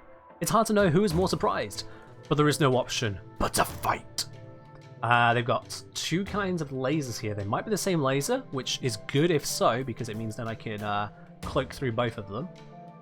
They've got healing. They've got a drone controller. That could be risky. Let's see what we got. Okay, their drone controller is just on their side, and it's anti-personnel, so this is going to do nothing. I have no borders. That's fine. These 2 lasers are both basic lasers. They cannot penetrate my shields. Which means I've got an instant win. This is a loadout win. They physically cannot hurt me. Watch this. Pew! Nope, did nothing. So the only thing they can do to screw me over is run away. That's all they can do. H looking ship. This is more of a U shape. This is very bottom weighted. Or maybe a W. In any case, let's start by aiming for the shields. And as that lands, I love being able to pause on this. I'm going to put a strike across here. This will hit 4 rooms, so I get 4 points of damage on them, as well as damaging 3 systems. Their shields are now offline, their weapons damaged, their engines damaged. I'll continue the assault and do the exact same again because it's very effective. FTL's 75% off right now, 174. My god, you can get FTL for less than half the price of subscribing to this channel. So if you have enjoyed this half stream so far, go for it. £1.74. I mean, shit, going out for a coffee is more expensive. Tea is usually about cheaper, but coffee, yeah. They wish to surrender. They want to give me some fuel. I've got plenty. Some missiles. I don't use it. And 14 scrap. No, give more. Oh, and they're dead. Yes, Cosmo, yes. I have nearly 300 hours in a game which you can get for £1.74. This game has mods available as well. When you put that all together, oh yes. I mean, even just on the ships built into the game, you've got 8 ships with 3 versions, that's 24. 2 ships with 2 versions, that's 28. 28 ships, £1.74. So even if you ran each ship only once, and you won't, even if you ran each ship only once, that comes to 6.2 pence per ship. That is ludicrous! That is ludicrously cheap. So, yeah, if you haven't got FTL, I do highly recommend it. That 75% discount is absolutely bonkers for it. It's a brilliant game.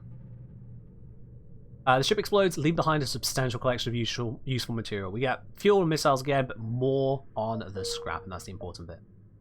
More scrap.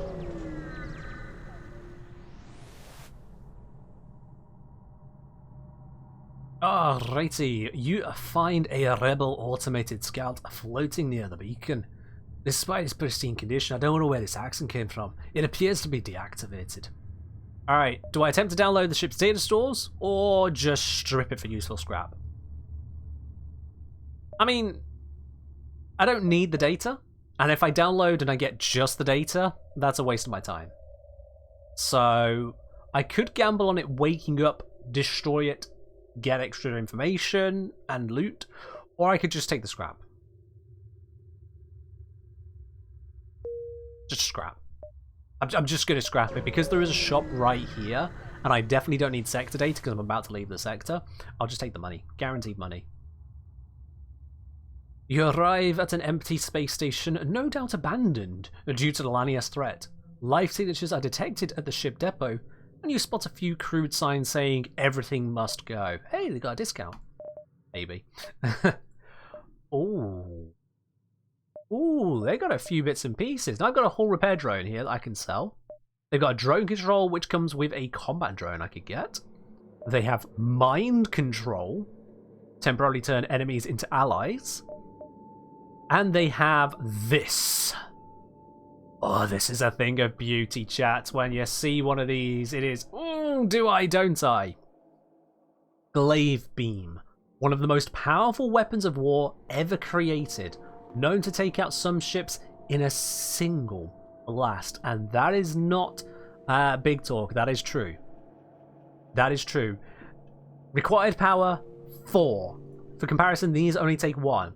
This charges in 10 seconds. This charges in 12 seconds. This charges in 25 seconds.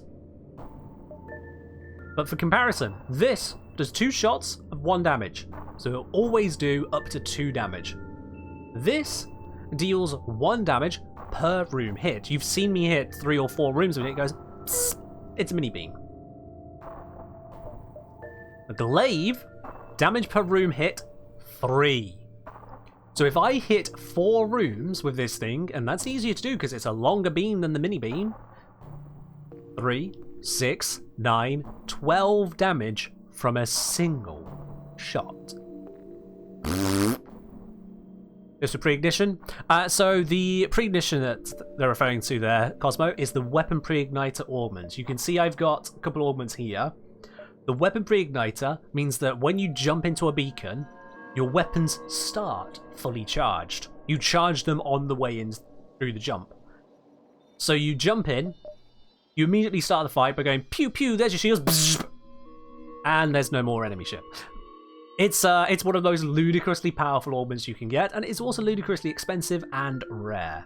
It's even more expensive than the glaive beam, which here costs 95. But oh, I want it. I want it. Oh, do you think Warframe is the weaker glaive? I would agree on that. Yes, Warframe does have the weaker glaive. This glaive beam is stronger than Warframe's glaive prime. 100%. Alright, now I need to upgrade my weapon system so that I can actually use this thing. I can... Oh, wow. I need more scrap. I can only get it to 4 pips anyway. I need more! More! Alright, let's see here. What can I... Do I sell this? When I take damage to a system, this gives a 15% chance that that system doesn't actually take damage. It's literal 15% evasion to protect things like my weapons, my cloaking, my medbay from going offline when hit. But if I sell it, I get 40 scrap right here, right now. And with that 40 scrap, I can go towards powering up the full glaive!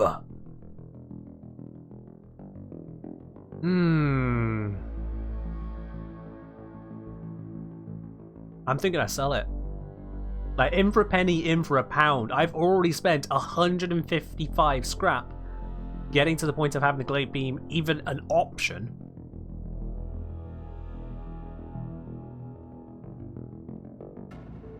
No, take back seas if I do this. You're right, Fork. I can't hype you up on the glaive and then leave myself unable to properly do it. Let's go. Alright, mini beam offline. Glaive beam into slot 1 because it takes so long to charge, I can't risk losing the charge. I'm going to take power out of shields into the glaive. Look at that size comparison. There is the dual laser that fires pew pew, and here is the glaive. Oh boy. Oh boy. And before we leave, whilst we're at the store, I might as well fix up my ship a bit. Why not? Alright then. Ooh. I can jump to one more ship before leaving the sector. Come on, give me a good opportunity. Give me a good opportunity to demonstrate this. This must be one of the Rebels' unmanned scout ships. Looks like there's no way around a fight. I can dodge this.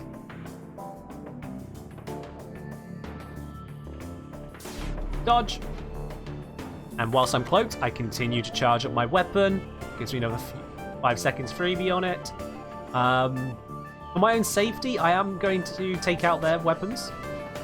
Never mind, I am not going to take out their weapons. I missed. Okay, this is...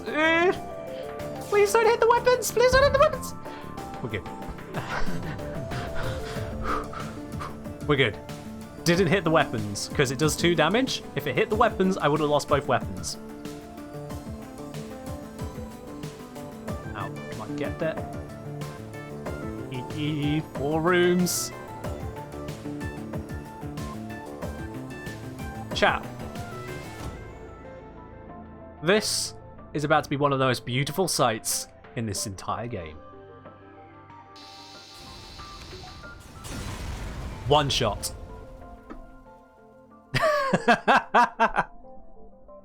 One shot. That ship only had 8 hit points. I know it only had 8 hit points, Fork, but the point is, I dealt 12 damage to it in a single beam. And I took 2 damage, but it's fine. So what I would like to do is improve my cloaking so that I can spend more time invisible, more time not being attacked to charge up the glaive. But that is going to have to wait, because now we need to head to the next sector. Is that glaive beam or glaive prime? It's glaive beam prime. You arrive at the long-range beacon. When the FTL drive is charged, you can jump to the next sector. You find a small space station that appears to be abandoned. Ooh. Let's examine it. What's going on at this station here? You approach cautiously, but you detect no danger. It appears that it had been a small rest stop that was abandoned a while ago. You take what few supplies you can find. Hey, that was nice. That was indeed nice. I can't do much in the way of upgrading. I can get an extra pip of power, which is actually going to be very helpful. But with that, let's jump to next. Alright. So we have the choice. We can go to Uncharted Nebula, or we can go to the Zoltan homeworlds. Ooh. That is an interesting situation. Uncharted Nebula or Zoltan homeworlds. Uncharted Nebula, we may encounter more slugs. Zoltan homeworlds, we are definitely going to encounter more Zoltans. Can you cloak in Nebula? Yes, you can. Power permitting. Like I say, homeworlds? I'm thinking the homeworlds might be a good idea, because I just mentioned power permitting. My main weapon requires 4 power. If I hit a Ion Storm, I'm fucked. So yes, Zoltan homeworlds. It's a pretty easy pick, isn't it? Let's be real. Civilian isn't allied? Civilian isn't allied. Civilian just means that the occupants there are part of the Federation, but doesn't mean everyone's on our side. Some of them will be their own isolationists and nationalists that go humans bad. So we'll have to roll with what we can. The Zoltan patrol their borders, but let you pass when you ID as Federation. Let's hope they won't be so courteous to the rebels. Alright then. Oh, that door's been open for a while. Let's fix that. We got... There's a shop! Wow, let's go shopping, guys. I've got 4... Let's not. Let's check the routes here. We've got... Yep, that's a dead end. Look at that trap. Look at that. This whole sector... Yep. Oh, that's all great. That's all great. And boom, dead end. So, once again, do not want to be going up that way. So, I will instead bounce my way along here. I get... Ooh, I could do that, this, that, up, back there. That looks like a route. That looks like a route. Ladybug saying Zoltan is a name in my mother tongue. It's a bit like if an entire species was named Josh. Well, fair enough then. Fair enough. There's a guy named Fish and Mullet earlier. Yeah, true. We got weird things. A black market weapons trader spins you a tale of the dangers of the nebula before pushing his wares. I can ignore the ship, attack the ship, or I could, if I had the money, purchase an unknown weapon, a 45 scrap. Well, I can't afford it, and ooh, we can see this is an upgraded ship. He's got 2 pips on his shields there. He's got what looks like a heavy laser. He's got a mini beam. He's got a teleporter. But I have a glaive beam. Attack! Alright. Teleport is landing. Teleport has landed in the med bay. Oh, they're about to have a very bad day. Hi. Yes. So this is called a Lanius.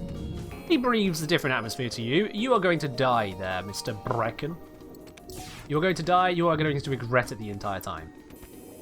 All the while, I'm just letting my dual laser charge. It will be charged because I can't break the shields at the moment. It would just do shield damage. But they also can't hurt me because of my double pips and shields. They have lost their crew member. I wonder, will they be dumb enough to send me another crew member? Their teleporter is charged. Will they be dumb enough to send me another crew member to fight? Seems like no. Okay.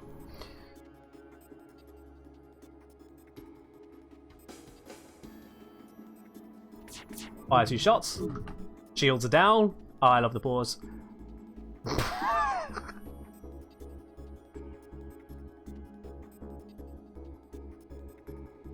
Glaive.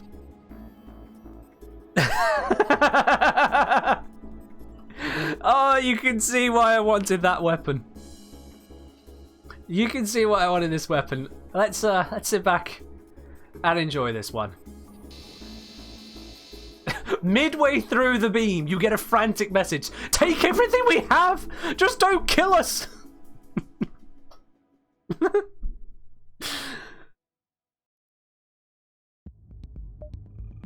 Do I accept their offer? I should take it? Do you really think I should take it, Chuck? This measly 17 scrap and a bunch of fuel that I've already got loads of. I mean, I could theoretically just slam the brakes on the laser, shut it off midway through the cycle. They'll come back for revenge? Good point, SenTV, yes. If I let them live, they will come back for revenge. I have absolutely nothing to base that on, but that is what I'm going with. That is my story. So to fill those of you in who have not played this game before, if you do accept a surrender, the ship will survive. You can't actually loot it thereafter. So just a little bit of metagame there for you. I can't just accept their offer and then still kill them. It's not an option. Even if they somehow burn down, I wouldn't be able to claim the loot. We will not accept surrender because our weapon is too cool not to use. Very true, Ladybug. Very true. Yeah, no surrender. Boom. The ship explodes, leaving behind a substantial collection of useful scrap material. G. Effin' G. Alright then. Let us jump to the next ship in the route.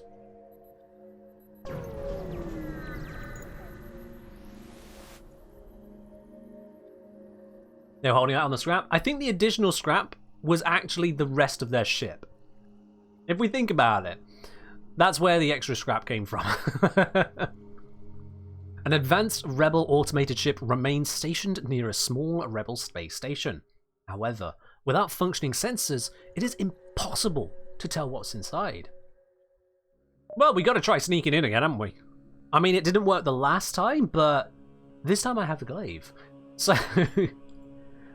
You successfully sneak by the ship and access station undetected? Oh, come on. Okay, fine, whatever. The station is a storage site for military-grade weapons. You find one that can be easily attached to the ship. Ooh, hello. Alright. Alright, that's a thing. There we go. I don't need the mini-beam. The mini-beam is not going to do anything for me now, so I can switch in the firebomb. A self-teleporting explosive designed to damage crew members and light fires. It can target your own ship. Interesting. I don't know if I'll ever use that during this run, but we have it. We've learned fire, Prometheus moment. Basically the Ogress. Kinda, yeah. Alright then. I've got a little bit of scrap available. I would like to give myself a little bit more power, unless there's something else. Ooh, power first. Always power first. At least in this case. Because now I can keep the engines powered, and the cloaking powered, and the O2 powered, and the weapons powered, and have double shields. Which is important. Unvisited, possible ship detected, asteroid field detected at this location. Now this could get spicy. This could get spicy. Let's try it. You arrive in an asteroid field and are greeted by a Zoltan guard. By attempting to access these closed mining fields, you are in violation of the Natural Mineral Protection Act. Your weaponry will be confiscated for processing. You don't have time for this. Indeed, I do not have time for this. Let's deal with them. Is bitrate murdering? True, yeah, those rocks are not going to be fun on the bitrate, are they? Oh dear, those are some big weapons. So I'm going to fire at their shields. You see they have a special green shield. They have overshields protecting them. Whoever designed that ship should never be allowed to design anything again. What's wrong with the ship? It's alien. It's alien. You've got to appreciate the differences in cultures. Also, by the way, I'm under attack, so cloak. Miss. Just a complete and utter miss from them there. And now I just need to hold out for the glaive beam. Here it is. Glaive beam is good to go. I'm going to let that retouch the shields, and good night.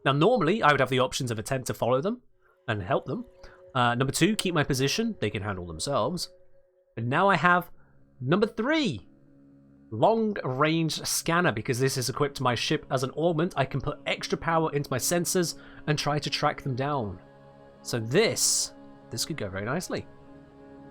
You didn't know I streamed? I do indeed stream. I stream every Wednesday, Friday, and Sunday. Every Wednesday and Sunday is Warframe. Every Friday is not Warframe, aside from special occasions.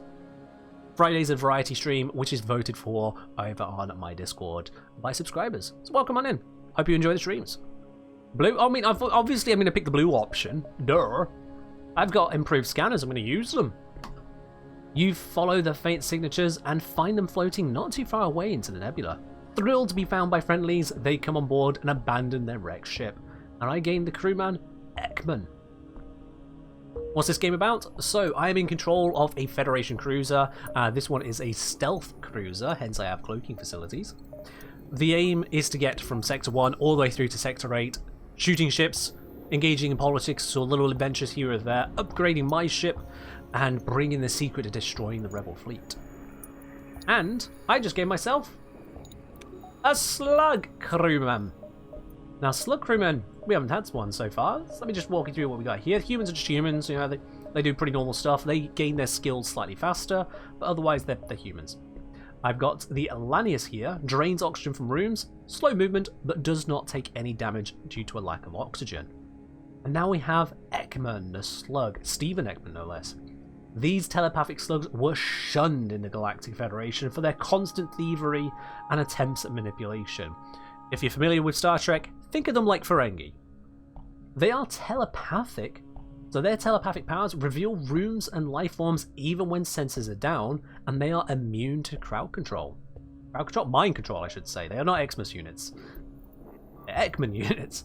So you can see I shouldn't be able to see into these rooms normally with sensors down.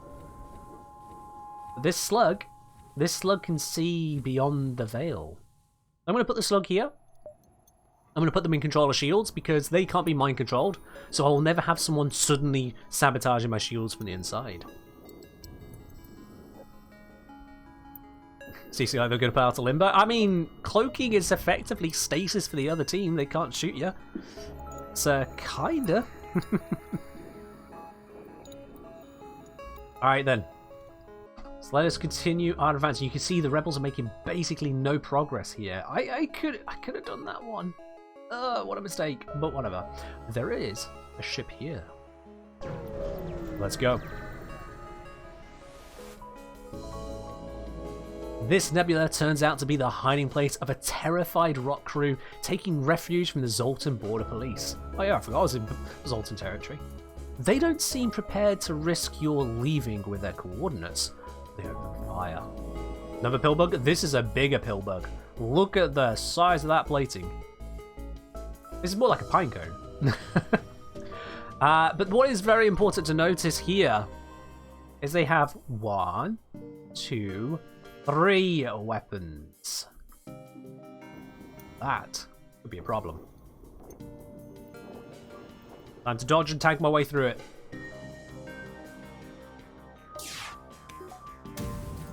Incoming shots. I can cloak through all of that lot. And it all misses me. Perfect.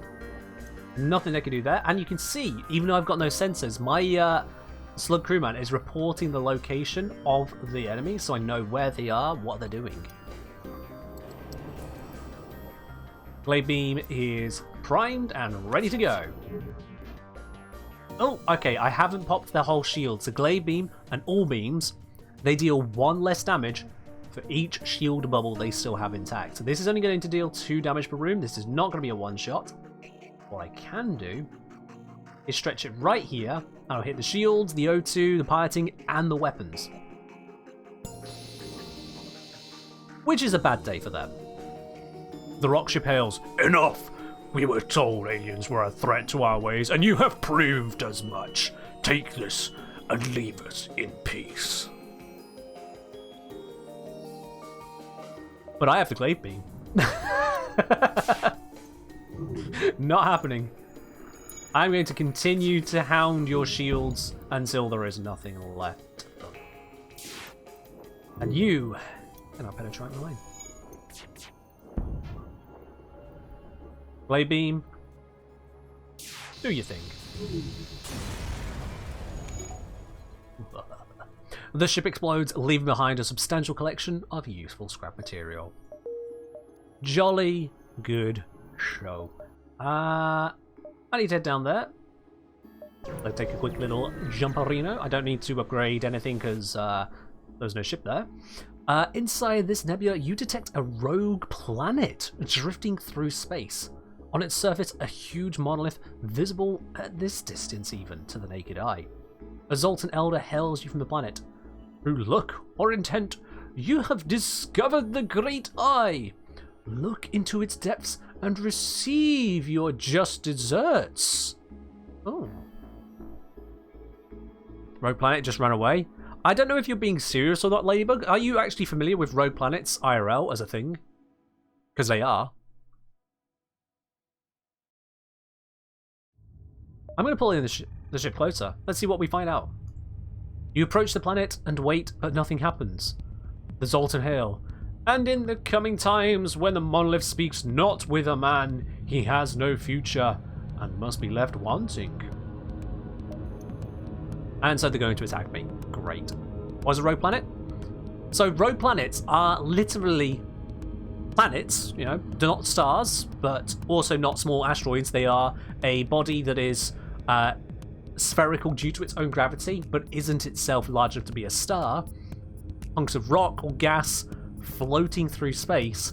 And when I say floating, I mean they are just traveling in their own direction. They are not bound to a star. They are not in its gravitational well. They are just traveling. You could effectively think of them as unintentional interstellar spaceships. They're just going. They have no orbit. I mean, they might orbit around the galaxy. It's unlikely that a rogue planet would be not around a galaxy, at least not in comparison to the number that would be, but yes. Effectively no orbit around a star. They are adrift, and perhaps even more terrifying a concept to think about is that although vanishingly unlikely, it is possible that Earth could become a rogue planet. If a star were to come close enough to our solar system, not necessarily have to be a star, but a star would be the winning candidate. If a star were to come close enough, it could, with its own gravity, slingshot us out of the solar system. Which is a terrifying concept. There is a horrifying Kurzgesagt video on that exact topic if you want to know more. I highly recommend watching it, unless you suffer from anxiety over existential dread of these kinds of things, in which case maybe then don't.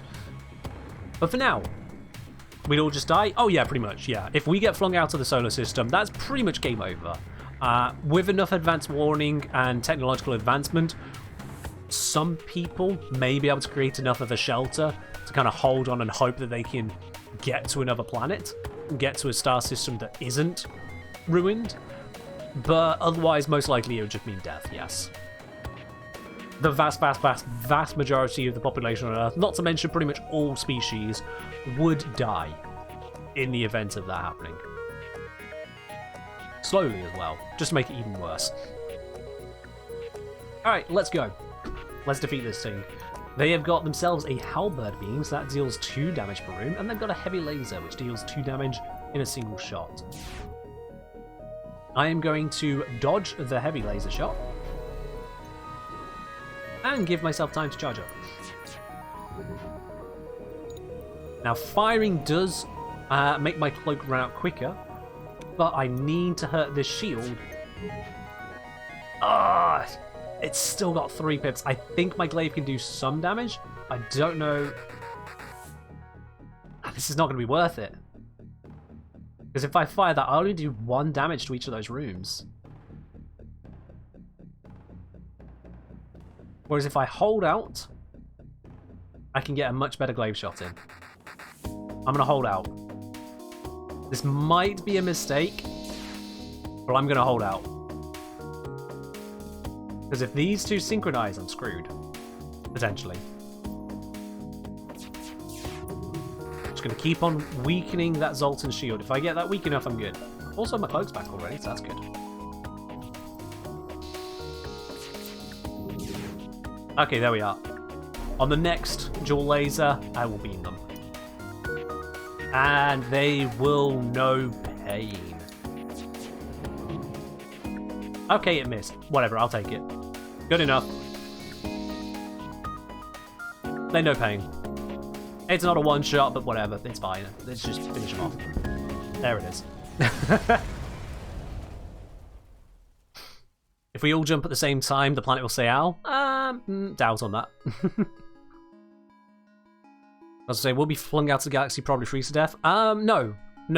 If a rogue star, as it were, or a travelling star, it wouldn't really be rogue, but if a travelling star came close enough to turn it into a rogue planet, we would likely stay within the galaxy, because the galaxy is so much bigger. The chance of us being flung out of the galaxy is very, very, very, very, very, very, very low. The amount of forces involved to achieve that would be incredible. Instead, we would freeze to death whilst just making our way around the galaxy. We'd become just another rock, another snowball, barreling towards nothing.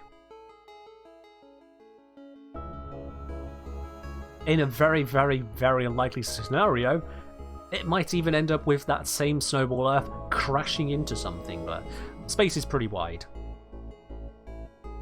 At 100, dodge during cloak. Oh, nice. Very nice. Might get collected by another star millions of years after. Maybe? My understanding of orbital mechanics is that it's harder to get into an orbit than it is to form within one. So the likelihood of being recaptured is very low. Very low.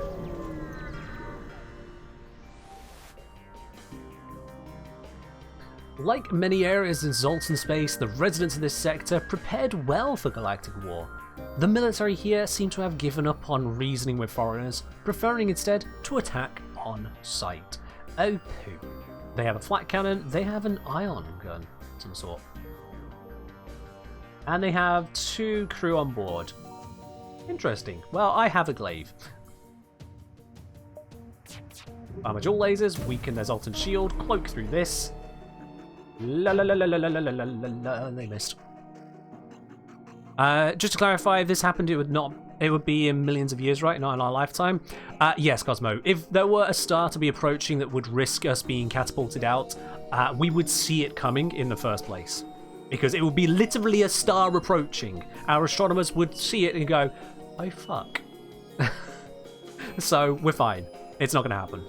Not in your lifetime. Not whatsoever.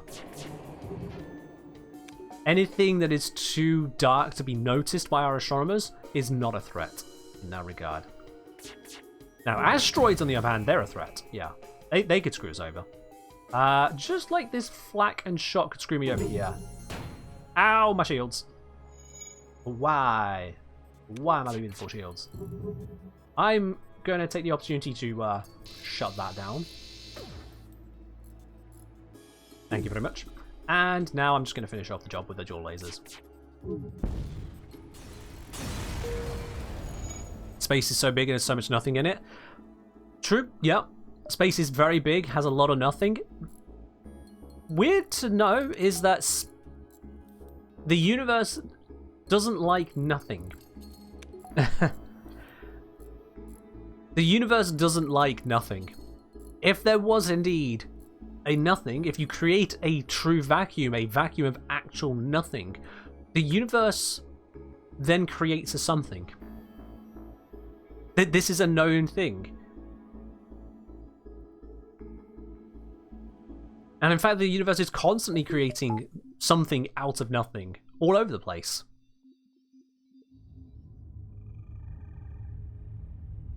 As a result of that, you get what's known as Casimir cavities, all kinds of weirdness along that side, all on the quantum level, to the point where you can have it where if there are, I think the test done was that if there's 2 plates very, very, very close together and a true vacuum between them, what they've observed is that the plates will come together. Because despite being in a vacuum, both outside and between them, particles are being generated and then lost constantly in just the quantum foam of existence, and more of them can exist outside the plates than inside because of the narrow gap, creating a pressure difference which pushes them together. Which is actually completely bonkers. The sheer concept that in a situation of too little space for nothing to exist correctly, the nothing creates a something. And we can observe that as a force exerted on plates in a test. I can't get my head around that. I understand enough to describe it to you, and that's as far as I can get you. It's just, yeah. Is there something about metals fusing on their own if you put them in space? Yep, true, that's a thing as well. Cold welding, I think is a term. In any case, if you have metals which are exposed, they don't have the oxidized layer, which just naturally happens in an oxygen-rich atmosphere, and you put those two metals together, they're effectively now one piece of metal. Because with no protective layer between them, no oxidized layer, they function as if they were always together. It's just like that. Space is absolutely bonkers. If you think you understand space, something else will come up just to prove how little you understand space. The best way to understand space is to go, you know what? It's doing some wild shit out there. I really don't know. Does that work with different metals as well? I believe that it does. Although to what extent, to how much of a weld it makes, will probably vary from metal to metal. Some will be more compatible than others, just down to their natural properties. To what extent, I couldn't say off the top of my head, sorry. Anyway, say I love space, I wish I was smart enough to understand even tiny bits of it. I mean, understand as much as you want. Everyone, even the most advanced minds of the human race, only understands a tiny bit of it, because we can only be in a tiny bit of it, which really makes it difficult to learn much of anything about it all. Chuck saying, I know it wouldn't be fun to have your planet crushed by an asteroid, but what would be the funniest asteroid-sized object to crush a planet? Fair enough, I'll leave you with that one, Chuck. You spot a small rebel ship nearby. It seems to have been refitted for transport rather than combat. It does not seem to want to engage you and your ship. Do I become a pirate? Do I become a pirate here, chat? I could just avoid them. They're a small rebel ship transporting goods. Or do I become a pirate and just pew pew pew pew? I'm already a pirate? No, I'm part of the Federation. I've been running from pirates and, well, shooting at the pirates and slavers and whatnot. The rebels glaive them. You have me at glaive them, Ladybug. You have me at glaive them. We're going to glaive them. You prepare to secure their cargo by force. Looks like they don't want to fight. They are trying to escape. Oh, well, we can't be having that now. They've got a teleporter. You have jumped onto my cloaking. I see. Well, I have crew, so get wrecked. I have 6 crew to fight with now. Dual lasers cannot engage anything. Okay. I'm just going to hold and hope for the best. Cool. You guys, back to your places. Glaive is charged.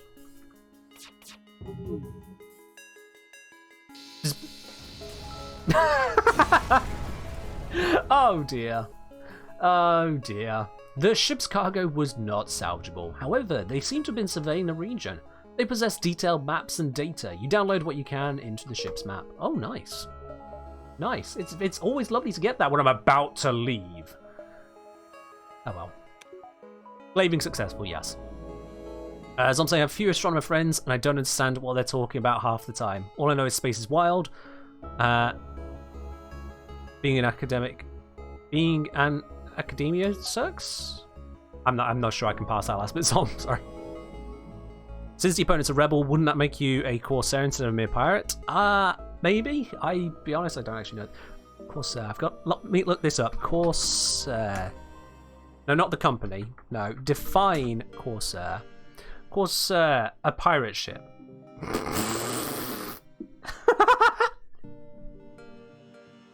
I'm sorry, what? Daitai, I've just googled define Corsair and it's come back with a pirate. That didn't really do much for your distinction there. Corsair is a government-sponsored pirate? I thought it was a privateer. Oh, it's got a second bullet point as a privateer, especially one operating the southern shore of the Mediterranean in 16th to 18th centuries. But yeah, I thought the distinction was privateer rather than word Corsair, perhaps. But hey, they all get a bit murky anyway. A pirate that just doesn't get accosted by one government or another is still a pirate. Just like if you have police and they go ahead and commit crimes, they're still police, but they're also still criminals. They're both. We got Pirates of Taxonomy. I'm not even going down that road. Anyway, wait, one of your crew is called Fired Him. Could that stand for fired in his moment? I think it was more... He was fired from his last job of being on the ship that we got him from.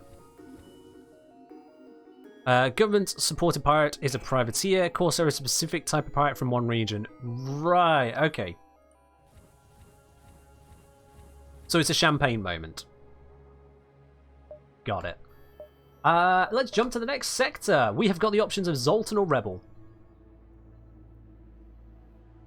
Do we go to the Zoltan sector or the Rebel sector, chat? That's our pick here. Zoltan or Rebel? Eeny, meeny, miny, mo. Choc saying Zoltan. Ladybug saying Zoltan. Alex saying Rebels. Daitai talking about the pirate bit still. Zom saying Zoltan. Cosmo just mentioned where we are. Rebel for more glaives. Elvenus glaive. Zolbel.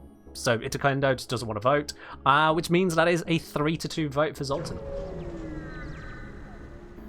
Zoltan it is. You're far from Federation home space here in Zoltan territory, and it's not clear whether the authorities will have any goodwill remaining. Still, you have to push forward. Let's go. Wow, what is this start? Ew. Okay, well, I don't want to take that route, probably. Well, I mean, I could. What's this route do? I could go there, Another nebula. I don't really want to mess with nebulae too much. I'm going to take the risk of this way. I should probably check the route the entire way through, but let's see. You receive a request. All of our military ships have been destroyed or damaged during the rebellion. However, there have been reports of a Mantis war camp only a few jumps from us. Can you help? I could try and help. Thank you. If you can just give us a count on their numbers, perhaps we can get the rebels to help. No, don't side with the rebels, you idiots. Got a quest marker. We got some cash for offering to help. And wow, the quest is all the way down here. I guess we can make our way. Yes, we're making our way to it.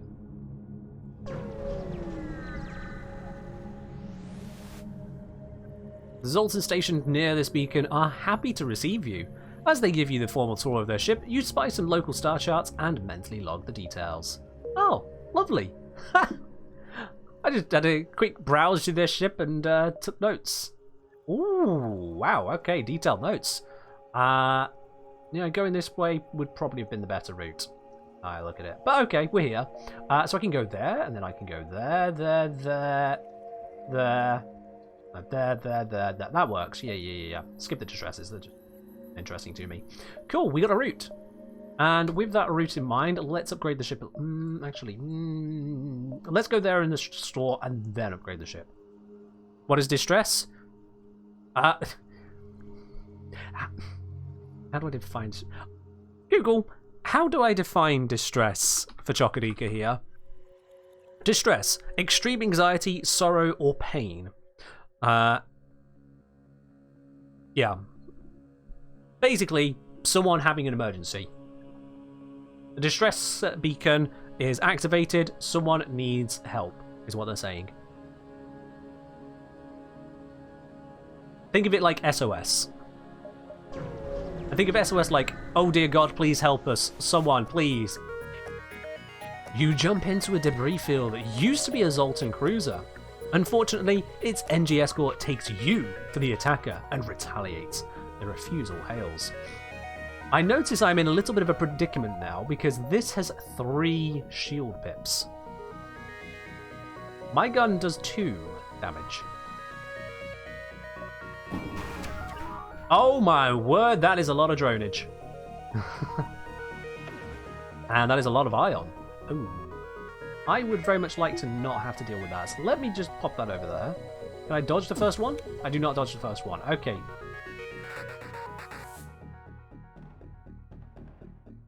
I'm going to fire the dual laser. Just maybe I can hit one of the drones, see if the drones respond. The drones... I hit a drone. Okay, that's cute. That's cute. So, let that shot come in. Yeah. Hey, dodged it. I'm going to now cloak because of the bomb. Oh, I didn't fully charge. Balls. That means it's still going to fire. Okay, I want to take out the bomb. Hit. Yeah. Okay, cool. I do this here. That's probably the best. Didn't take out the bomb. Bomb took out my O2. That's fine. It'll come back again. It's just temporarily disabled. But this did shut down their ion, which is very important. And now I know that bomb isn't actually that dangerous. Okay, the ion's back. God damn, these NG work fast. These NG work very, very fast. I am not happy with that. I've lost piloting, so I am going to be easily hit for a bit. However, I can still shoot back. Like so. Yeah, 4 rooms. I'll take the damage. Because it kills them. Of course it does. There we are. Ship explodes, leaving behind a substantial collection of useful scrap material. Oh yeah, thank you very much for grabbing the details from the wiki there about Corsairs. Corsairs were privateers working for the King of France, attacking the ships of France's enemies. Makes sense. France, they did not need to fear punishment for piracy, as they were granted a license as combatants. French privateers. The document which legitimized their actions in the French justice system, which they hoped gave them the status of a war prisoner in case they were ever captured. Right.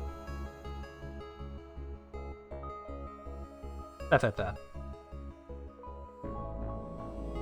Ah, well, we got through that fight very nicely. Let's jump over to the store and see what we can buy, because we've got 206. This is brilliant. A human ship hails. My friends, please, there is nothing I don't have, and there is nothing worth wanting that I can't get. Why not take a look around my shop? That's a friendly guy. Oh, wow, okay. Stealth weapons. Prevents your weapons fire from disrupting your cloak, allowing you to shoot at will while cloaked. Not really a big deal. FTL jammer. Scramble enemy FTL computers, doubling the time it takes for them to jump. Not important. Drone recovery arm. Non-destroyed drones will be retrieved when jumping. Well, I don't have a drone system, and you aren't selling a drone system, so that doesn't help me. Crew teleporter. I don't want to do boarding. Backup battery. I don't know that I need the backup battery. I mean, I could use it for my cloaking, actually. Yeah, I could use that for the cloaking.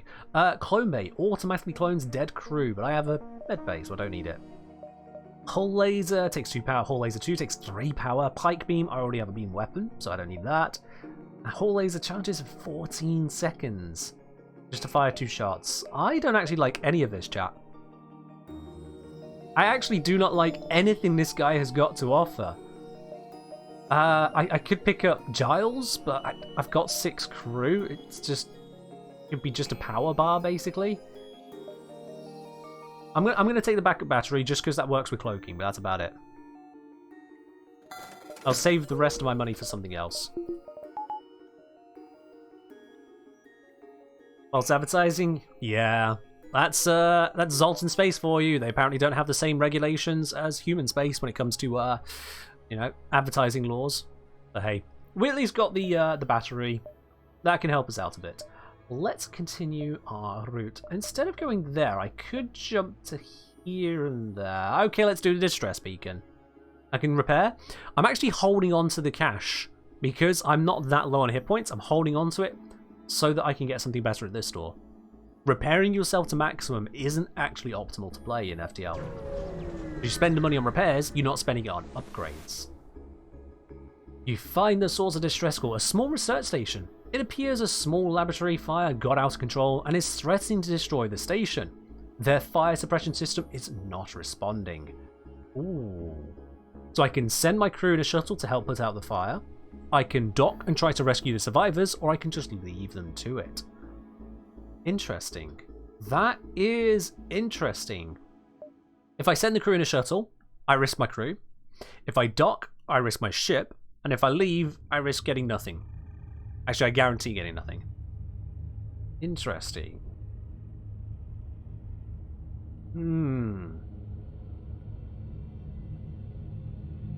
I would say that the ship is more important than an individual crew member.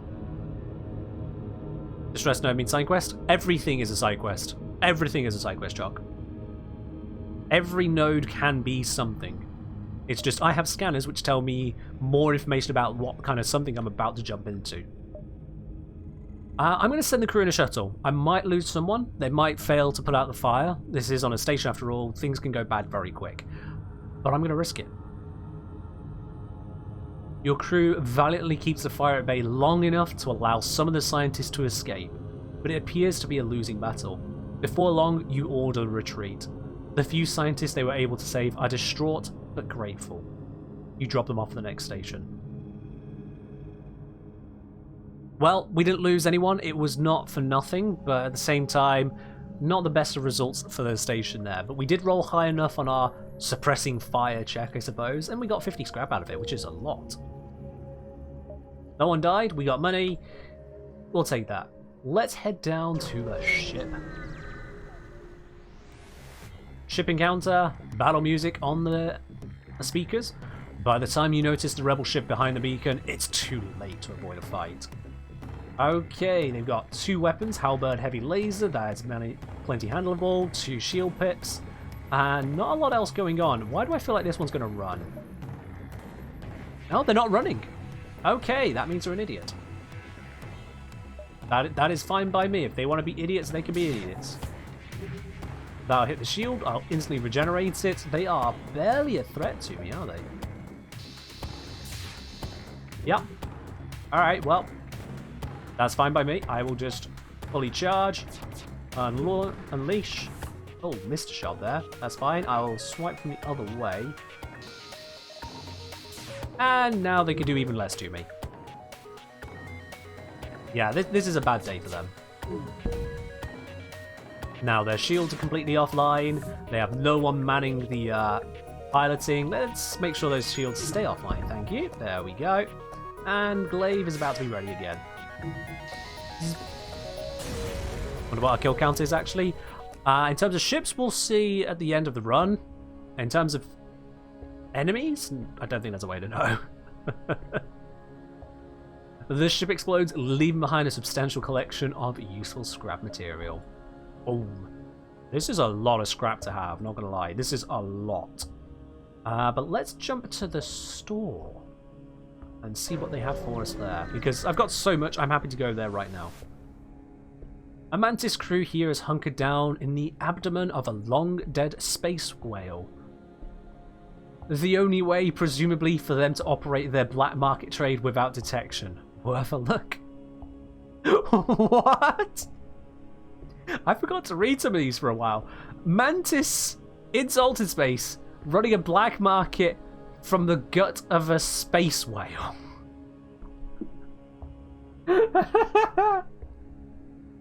Oh dear me, that is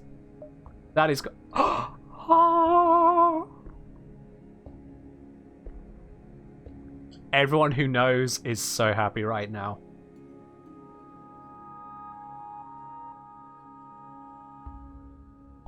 They have a weapon pre-igniter. A weapon pre-igniter. Yes. Oh, this is the run of runs, chat. This is the run of runs. Oh yes. Oh, we could get hacking as well. But Let's see. Do I want this as well? Hull Smasher, 2 shots. No, it's no improvement. 1 power each. Ion Blast. Ion Bomb. Ooh. A weapon pre-ignited Ion Bomb. Ooh. Could you imagine? Yes. Their shields will not stand a chance. And with them wiped out, the glaive just burns. Oh yes, this is it. This is the way to go, yeah. Mind control is an option, I know, but Ion Bomb. Ion Bomb. These I could just ignore. This allows me to jump to any beacon I've been to, but we shouldn't be backtracking. And we still don't need that. Ion Bomb. And because we got the Ion Bomb, I'm not going to need the mini beam, so that can go. I'm not going to want the Firebomb anymore, so that can go. Iron Bomb in its place. There we go. Thank you very much. Anything more for the trolley? Let's see. Let's make sure I can run my ship properly first. Let's get the power up on that. I can power it with this. Oop. In the store. Anything else? I can't afford anything more here. No. So I will leave the rest of that. I can't afford the hacking, no. I mean, I could if I sold my hull repair drone. Do I do? Ooh, do I do that, actually? Hacking is nice. Extra fuel? I've got 9 fuel. 9 fuel is pretty good. Hacking is strong. Hacking is very strong. Yeah, I'm going to do that. Boom. Hacking available. Alright then. Oh, this is a dangerous ship now. Let's head to that quest beacon, shall we?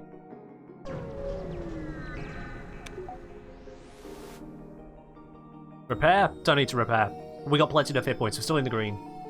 You find the Mantis encampment, but there are far too many of them to count accurately. You send a long-range message back to the settlement with your findings, but unfortunately, there's not much you can do. It would be suicide to attack directly. Or have they got 2 glaive beams or something? Oh well. They must have been focused on setting up camp since you got far enough away to attempt to jump without being noticed. Alright. That quest was a big fat nothing, but they gave us money when we started it. Let's see. I could go that way. I could go this way. If I go this way, I can do 2 jumps and then the exit. Yeah, let's do that. Mantis Black Market inside a dead space whale was worth a check. Oh, it was. And now we have a problem. The Mantis outcasts sometimes make the mistake of taking the Zoltan for easy aim. A scout moves into attack while a boarding party beams aboard from a nearby transport. Ah, that's cheating. That's cheating. They took a turn before the game started. Okay, so let's see. 2 pips there. They've got a couple weapons. And they're teleporting in. 1 here, 2 here. Right. You deal with that. You, that, you, that. Everyone else? Oh, okay. I need you. Yeah, go there. It'll be fine. Oh god, I got more borders. Ah! Okay, this is a lot of borders. Ion bomb straight to that. Excellent. Dual lasers. I'm going to take out their piloted. No. Dual laser to the shields. Glaive. Glaive can go here. Oh, that's great. Yeah, do it. Well, that was easy. In which case, you need to run. You go there. You go there. Oh! Huh. I apparently upgraded an achievement. I apparently only done that achievement on easy before. Now I've done it on normal. The ship explodes, leaving behind a substantial collection of scrap material. Excellent. Now I need to not lose my crew. You, go there. Power to medbay now. Who is now weak? You are weak. Go there. Run away. Run away. Oh god, oh god. No, don't chase him down. Don't chase him down. Don't chase him down. Right, you in there now. You, help them out. You in there. You in there. Come on, we can fight this. We can fight this. We can fight this. Okay, you there. You two. No, you and you. You go there. You go there. Oh god, I'm not selecting them correctly. You there. There we go. You run here.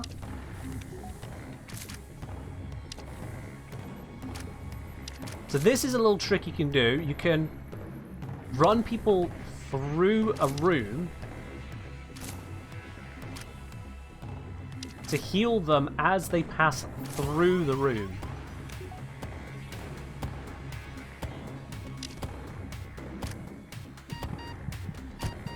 It is good that I outnumber them here because I would not be able to do this without outnumbering them.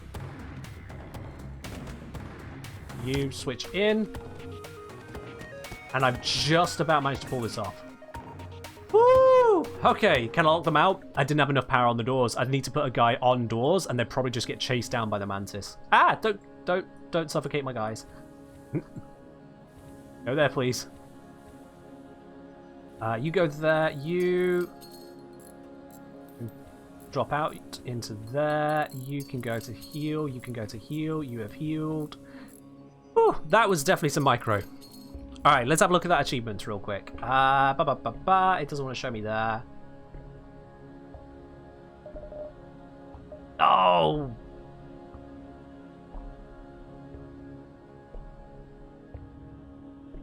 I'll have to have a look later. It's not showing here, is it? Yeah.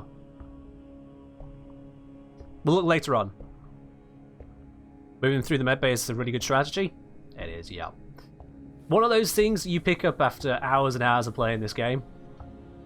Knowing the little bits of micro you can pull off. Knowing what kinds of things you need to prioritize. And definitely make very good use of pausing. It is an intended mechanic in this game. Goddamn use it. I would never want to play a run through without pausing. I would lose horribly. Because there is so much management going on. There we go. We took 1 point of damage from that entire encounter, which I think is really good. I think that's really good. Alright, take the pip out of medbay. We no longer need that there. Let's get ready to jump, and we can go to... Yeah, we'll go to this one. The route back is just not worth it, otherwise. Alright, we're in an asteroid field. You arrive in an asteroid field and are greeted by a Zoltan guard. By attempting to access these closed mining fields, you are in violation of the... Yeah, we've heard this guy before. Or his brother or something. Piss off, mate. Ion Bomb versus Zoltan Shield. I don't know how that works. Let's try it. Wipes out the shield entirely. Perfect. Right. Oh, this is a bad day for them. Oh, dear. Oh dear, dear, dear, dear, dear. The ship explodes, leaving behind a substantial collection of useful scrap material. They did not stand a chance. This ship is so strong. Actually just annihilated their defenses and then just tore through it with a single beam. It's actually BM at that point. You've arrived at the long-range beacon. When the FTL drive is charged, you can jump to the next sector. Cool. Ooh. You arrive at a beacon located in a civilian star system. A nearby colony contacts you. We've got a rogue rebel ship harassing this system. Do you have time to find it? So I could go looking for them, say I don't have the time, or I can perform a scan of the area. I can find out exactly where they are. Yes. Zip. You quickly find the rebel ship location and move to intercept. Alright, I hope they're ready for this, because they're not. They're so not ready for this. Zip.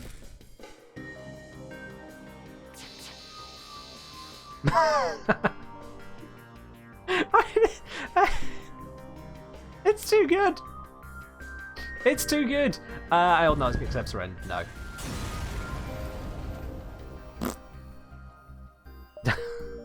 It's too good, chat. It's been a long time since I've had a setup like this. The first run is more like what happens when you try to make a high power run work. You just die to stupid stuff. This is working. And I love that it's working, and now we have a choice to make. We've had Zoltan. We've had Zoltan. Do we go for a triple Zoltan? Or do we go to the Mantis homeworlds? Mantis love their boarding. You saw a Mantis boarding ship just moments ago. And that one had 4 boarders on my ship, on top of what they had going on their side. So we got 3 votes for Mantis so far, 1 for Zoltan. So far it's swinging to the Mantis side. Anyone else want to throw their weight in? 4 votes for Mantis. Glaive faster. True, Glaive is faster now, yep. Mantis sounds terrifying, but don't want anyone getting bored. A fair point. Mantis is also terrifying. Zoltan seems easier to handle, but let's switch it up. Alright. Mantis it is. We are flying by committee, apparently. This is how good the Federation is. Very democratic. You've entered a poorly charted area of space that's known to be home to the Mantis. Ensure your hull plating is up to scratch and that you have enough fuel in the tank to make it through. Alrighty then. Let's see what we got to get started. There's a ship, distress, that lurches just across. That looks good. Okay. I am going to upgrade. Yeah, do I upgrade the shields?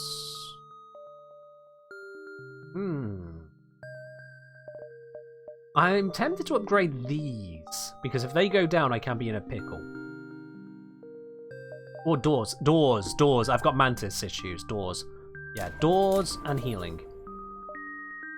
And now you can see, with this guy working the doors, I've got these lines on it, so these are reinforced doors now. So I should be able to handle boarding a lot better. Is there a way to improve your crew's combat skills? Yes, by having them fight. Only by shooting down enemies do they get better at combat. So combat skills only really apply to boarding groups. Alright, let's go. Attack. A Mantis vessel flashes past your view screen, weapons and engines at full. Tiny blip on the sensor readout marks its quarry. Oh, I see. Well, let's aid the civilian ship then. It's got a lot of guns, but we've got Glaive, so we should be fine. They've got no teleporter, so that is also fine. Let's pop that straight onto their shield array. Success. And at this point, chat, you know exactly what it is. It's Glaive time. Oh dear. Oh dear. Oh man, they did not even last a moment. Ooh. They respond, "It's a good thing you came when you did. We'd be dead now otherwise. I'm a shipwright, and I'd like to help you. Like you helped me." The captain offers to install a piece of equipment on your ship, along with some extra scrap. Burst Laser Mark III. Burst Laser Mark III. A powerful burst laser that fires off an impressive barrage. Requires 4 power, charge time of 19 seconds, but it fires 5 shots.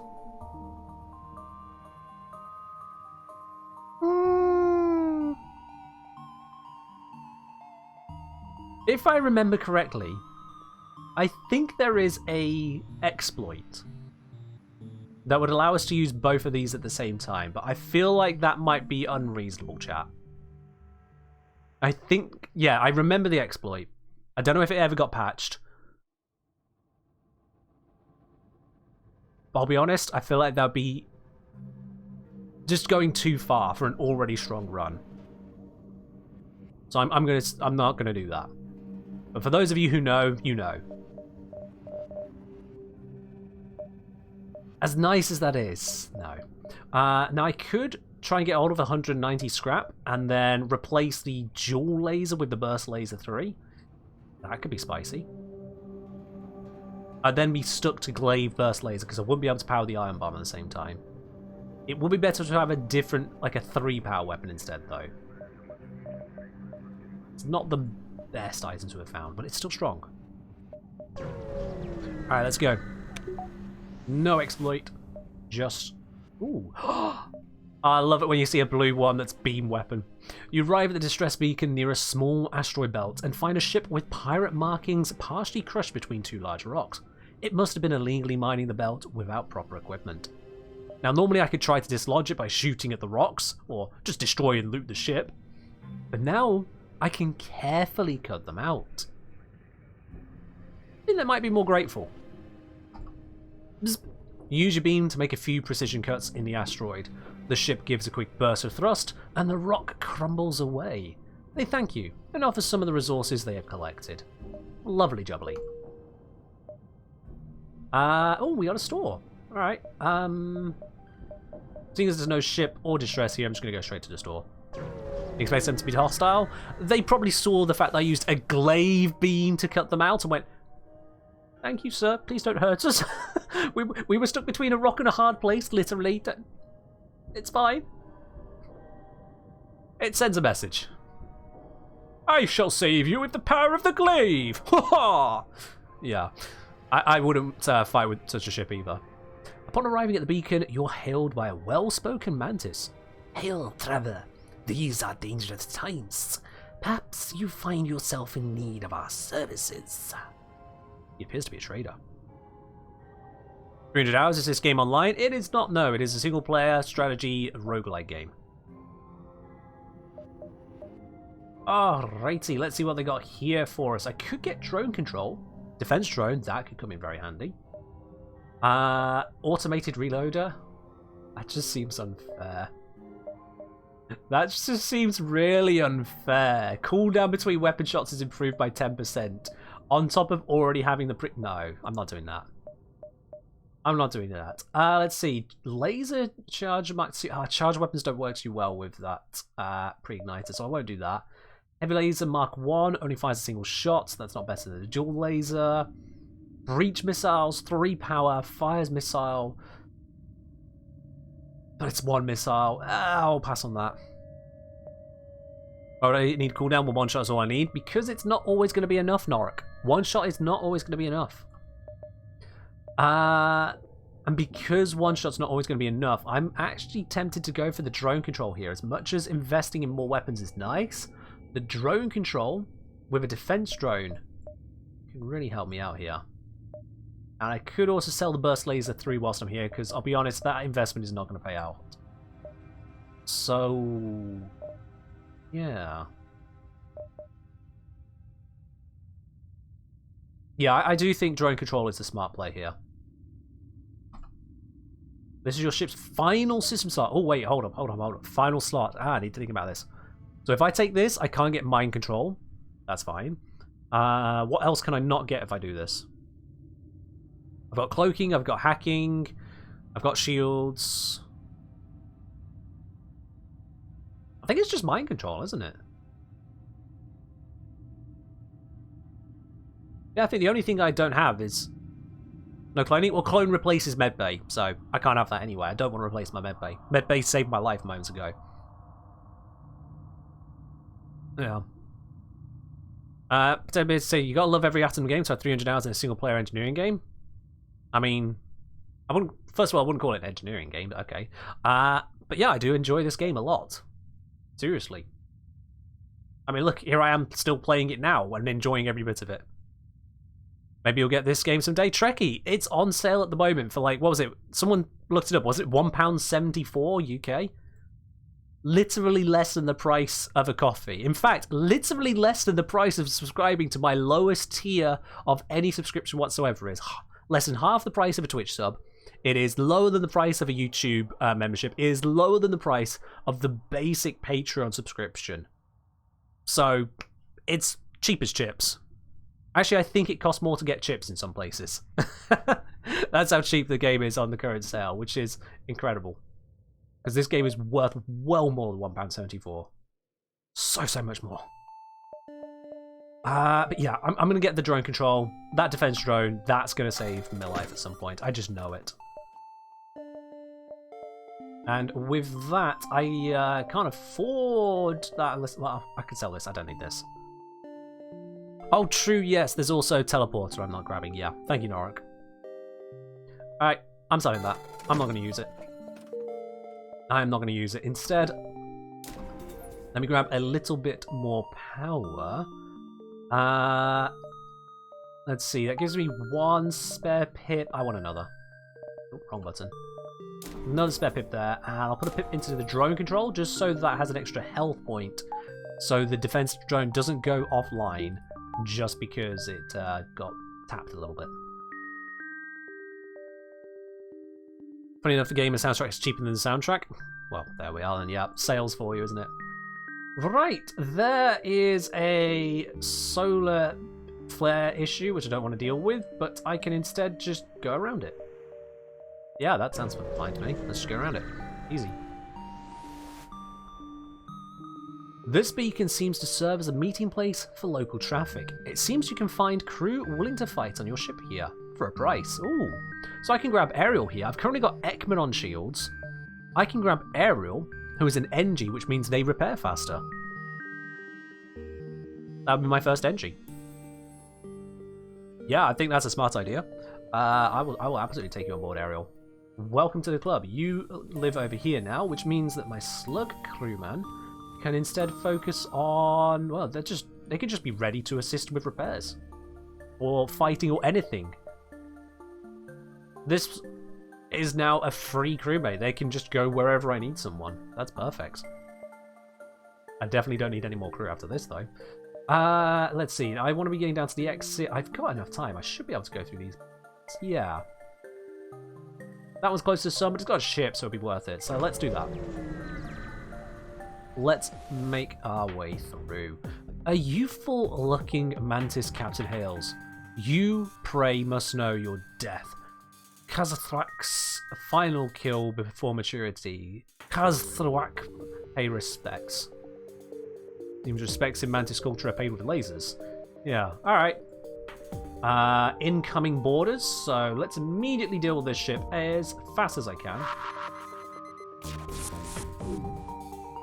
There we go. Shields are down, and I do here.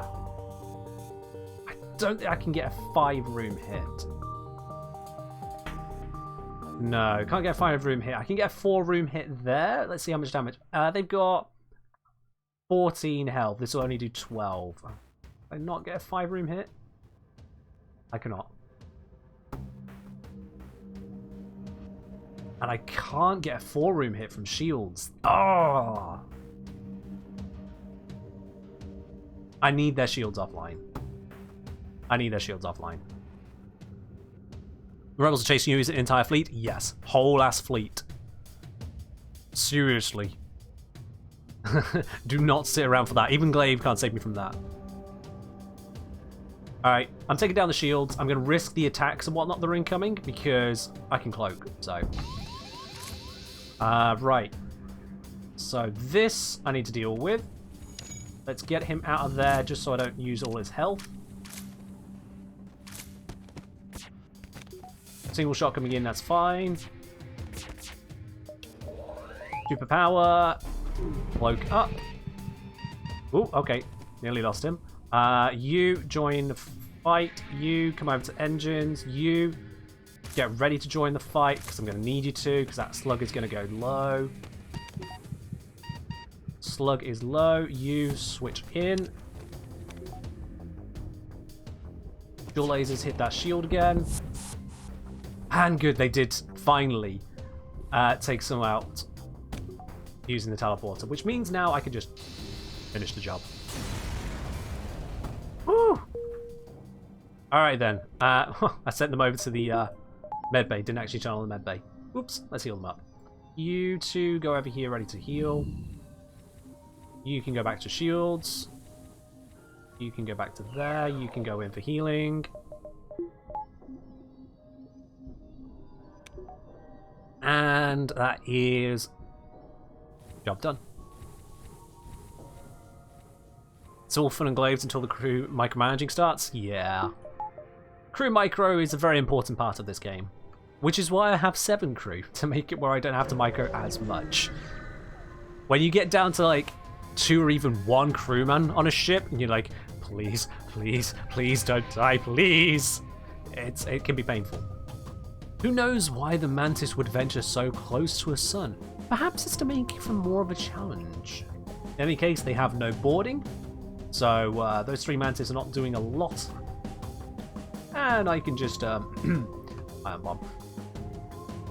Actually, I can just shoot the shields out and then glaive. Yep, there we are. Well, GG.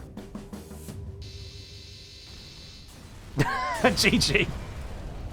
I don't even need to use a bomb. Why use the materials? I can just not. And now we just quickly charge up the ship and get away from the sun before it sends a flare our way. Ah, easy. I need to get towards the beacon. So, yeah, I'm not going to risk it. I haven't put all this effort into this run to then risk it. There's nothing here but space debris and some uninhabitable planetoids. Cool. Jump ahead. You cross paths with a mantis ship that looks to have had dozens of layers of armor plating added over what must have been a 100-year career. Its captain is legendary thief Kazaplik. Your crew look frightened. Prepare to fight. Okay. If I recall correctly, there is a special result that can happen here if I kill all crew. I think. So, I'm going to see if I can do that. Do I want to try and do that? Actually, those... Chat, do I try to go for the special reward of killing all the crew, or do I just blow up the ship? FTL, correct. Special event, or blow up the ship? Special event is very likely to lead to pain for me. Very likely. If I can pull it off, go for it. Just crew. Blow it up, glaive them. There goes that. Okay, so we got crew, crew, crew, boom, boom. I don't want to throw it immediately off his throat. Well, I think I might be able to do this. Crew. Do I already have the ship unlocked? I've completed the game, Norik. I've got every single achievement. I've got every single ship. Everything. Glaive. Okay, it's 4-3 on the vote. It's 4-3 on the vote. So, crew. Let's try and do it. The way I'm going to do this then, what I'm going to do is I'm going to ion bomb the O2, which will shut it down for a very long time. And whilst it is shut down, I can do... I can put a glaive shot across here, which will only do 1 damage because of the shield pips, and see how much the clone base is going to take to kill.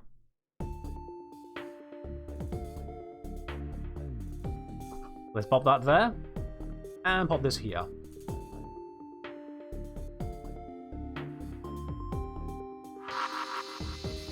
Okay, so clone base... Oh! Bomb missed. That's a problem.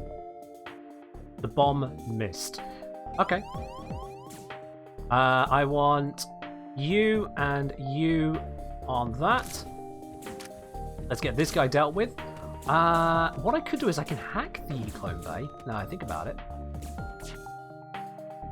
Let me just dodge that. Thank you. Alright, that's one crew down. Yeah, if I hack that, even if they fix it, I can now stop them from respawning. Yeah, I can now stop them from respawning. Can I destroy the teleporter and choke them out? Destroying the teleporter, if they come over here, I can just kill them. So destroying the teleporter is actually counterintuitive, because I can use them boarding as a way to hurt them. So let's shut that down. And now they're going to start suffocating. I need full dodge. That ion on my shields is not a good thing. Let's see. Depower hacking for a moment. I want him to leave that room. Ideally.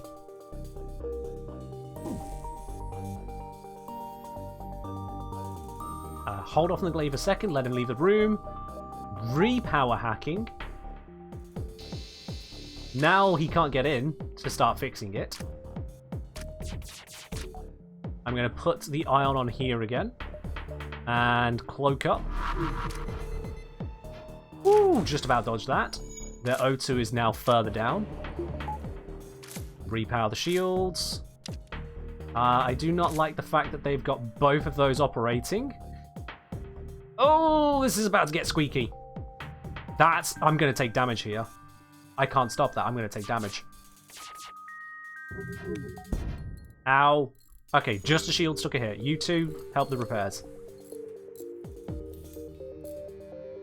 Yeah, I need to stop these weapons causing more problems. If I do this, I can get away with some extra damage. Yeah, that's good, that's good. And this on that. Continue draining their O2. I don't know how long that was not draining for, so I'm glad I actually did that. Ooh, oh, that hurts.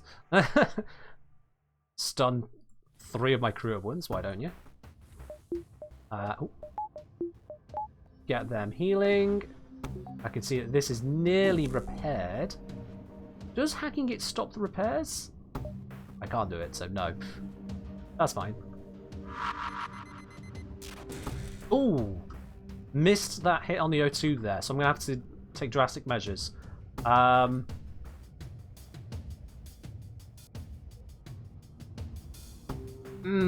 I do that now, he'll get the clone bay alive, but it's fine. It's fine. Actually, yeah, just 1 pip of damage to the O2, and it is enough. Good. All right. If one of them dies while the cloning bay is out, they're gone forever, even if it comes back online? Yes. If someone is dead and the clone bay is offline, then their signal pattern, or whatever it is, the pattern buffer will fail within, like, I think it's 3 seconds or 5 seconds. So basically, if it's offline for a few seconds, they're dead forever. Gone. That one that boarded me, whilst I had it shut down, they're never coming back. So this guy's stuck there. O2 is offline, so they're going to have to try and fix that. He's the one that's tasked to try and fix it. So for the time being, their O2 is just going to keep on running down. I can just hold off on doing anything for a moment. He's going to be slow at repairing.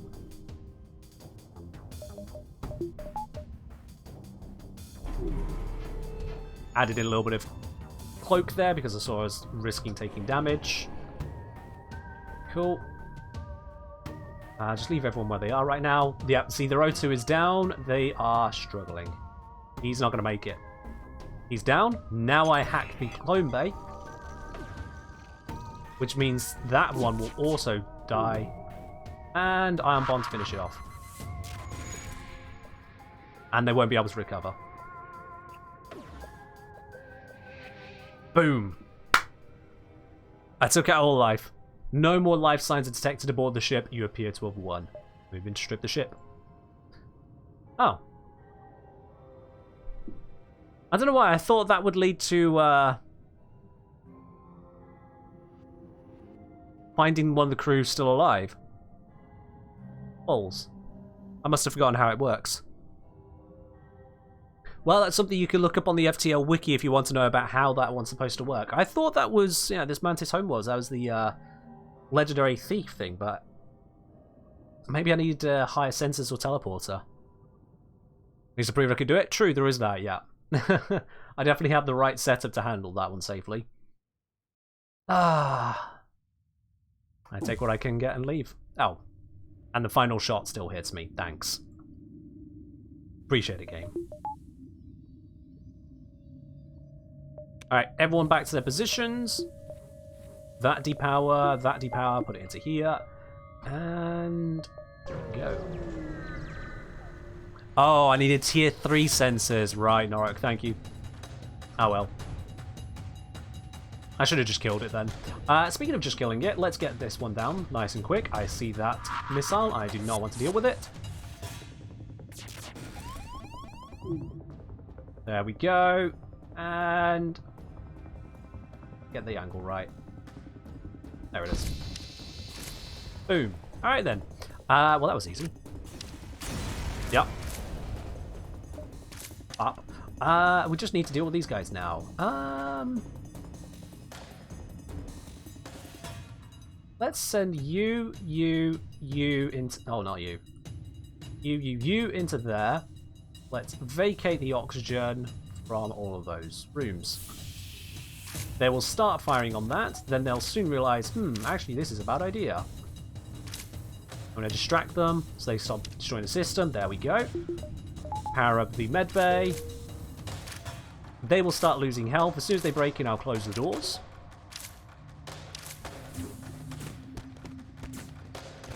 And this is an easy fight. 3v2, as much as Mantis are better at fighting than other species, medbay keeps me alive. Literally too easy. Is the stream ending with the jump to the next sector? I suppose I'm going to have to, aren't I, Zom? Yeah. I suppose I'm going to have to. We can get a little bit more out of this sector. But yeah. You find a rebel automated scout. I can attempt to download the data stores. I don't need... again, we're at the end of the sector. I don't need that, so I'm just going to strip it. I'm just going to strip it. We don't need that data. You arrive at the long-range beacon. When the FTL drive is charged, you can jump to the next sector. Oh, refueling station. We can buy fuel cheaper than usual here. Well, that's great. Yeah. I mean, I've got the money, so bonkers. Let's do it. And with that, I have the option of the slug-controlled nebula or the NG homeworlds. But right now, I think that is a very good place to wrap this one up, because if you do want to see more FTL, you're simply just going to have to vote for it over in the supporter T Lounge to bring it around for a follow-up stream. In the meantime, that is all that we've got time for as far as FTL is going for today. I'm surprised at just how strong this setup has become. I am really looking forward to continuing it, absolutely. I really do want to see this completed on stream, and I hope to God I don't throw it next time. With regards to the poll, I will be making a change to the poll before it goes live for next week's vote, and the reason being on that is because of the way that the votes have been landing. Very specifically, one particular game, RuneScape, has repeatedly gotten basically no votes. Last week it got 0.2 votes.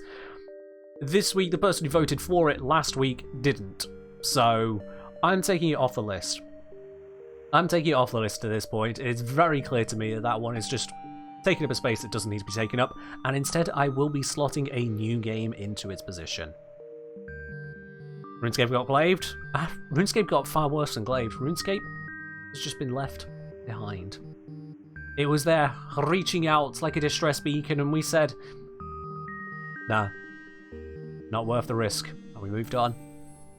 Or something to that effect. So, in any case, my maxed out character will stay inactive like they have been for years. That making you feel bad? Oh, I'm sorry. I'm telling too good of a story, I seem.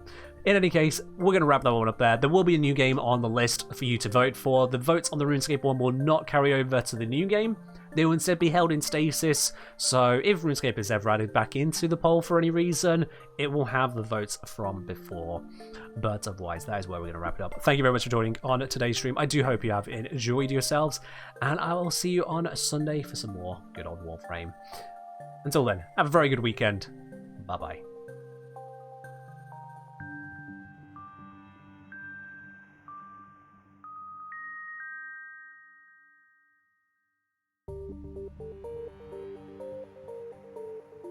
You know, I could just vent them all into space right now and no one on stream would ever notice.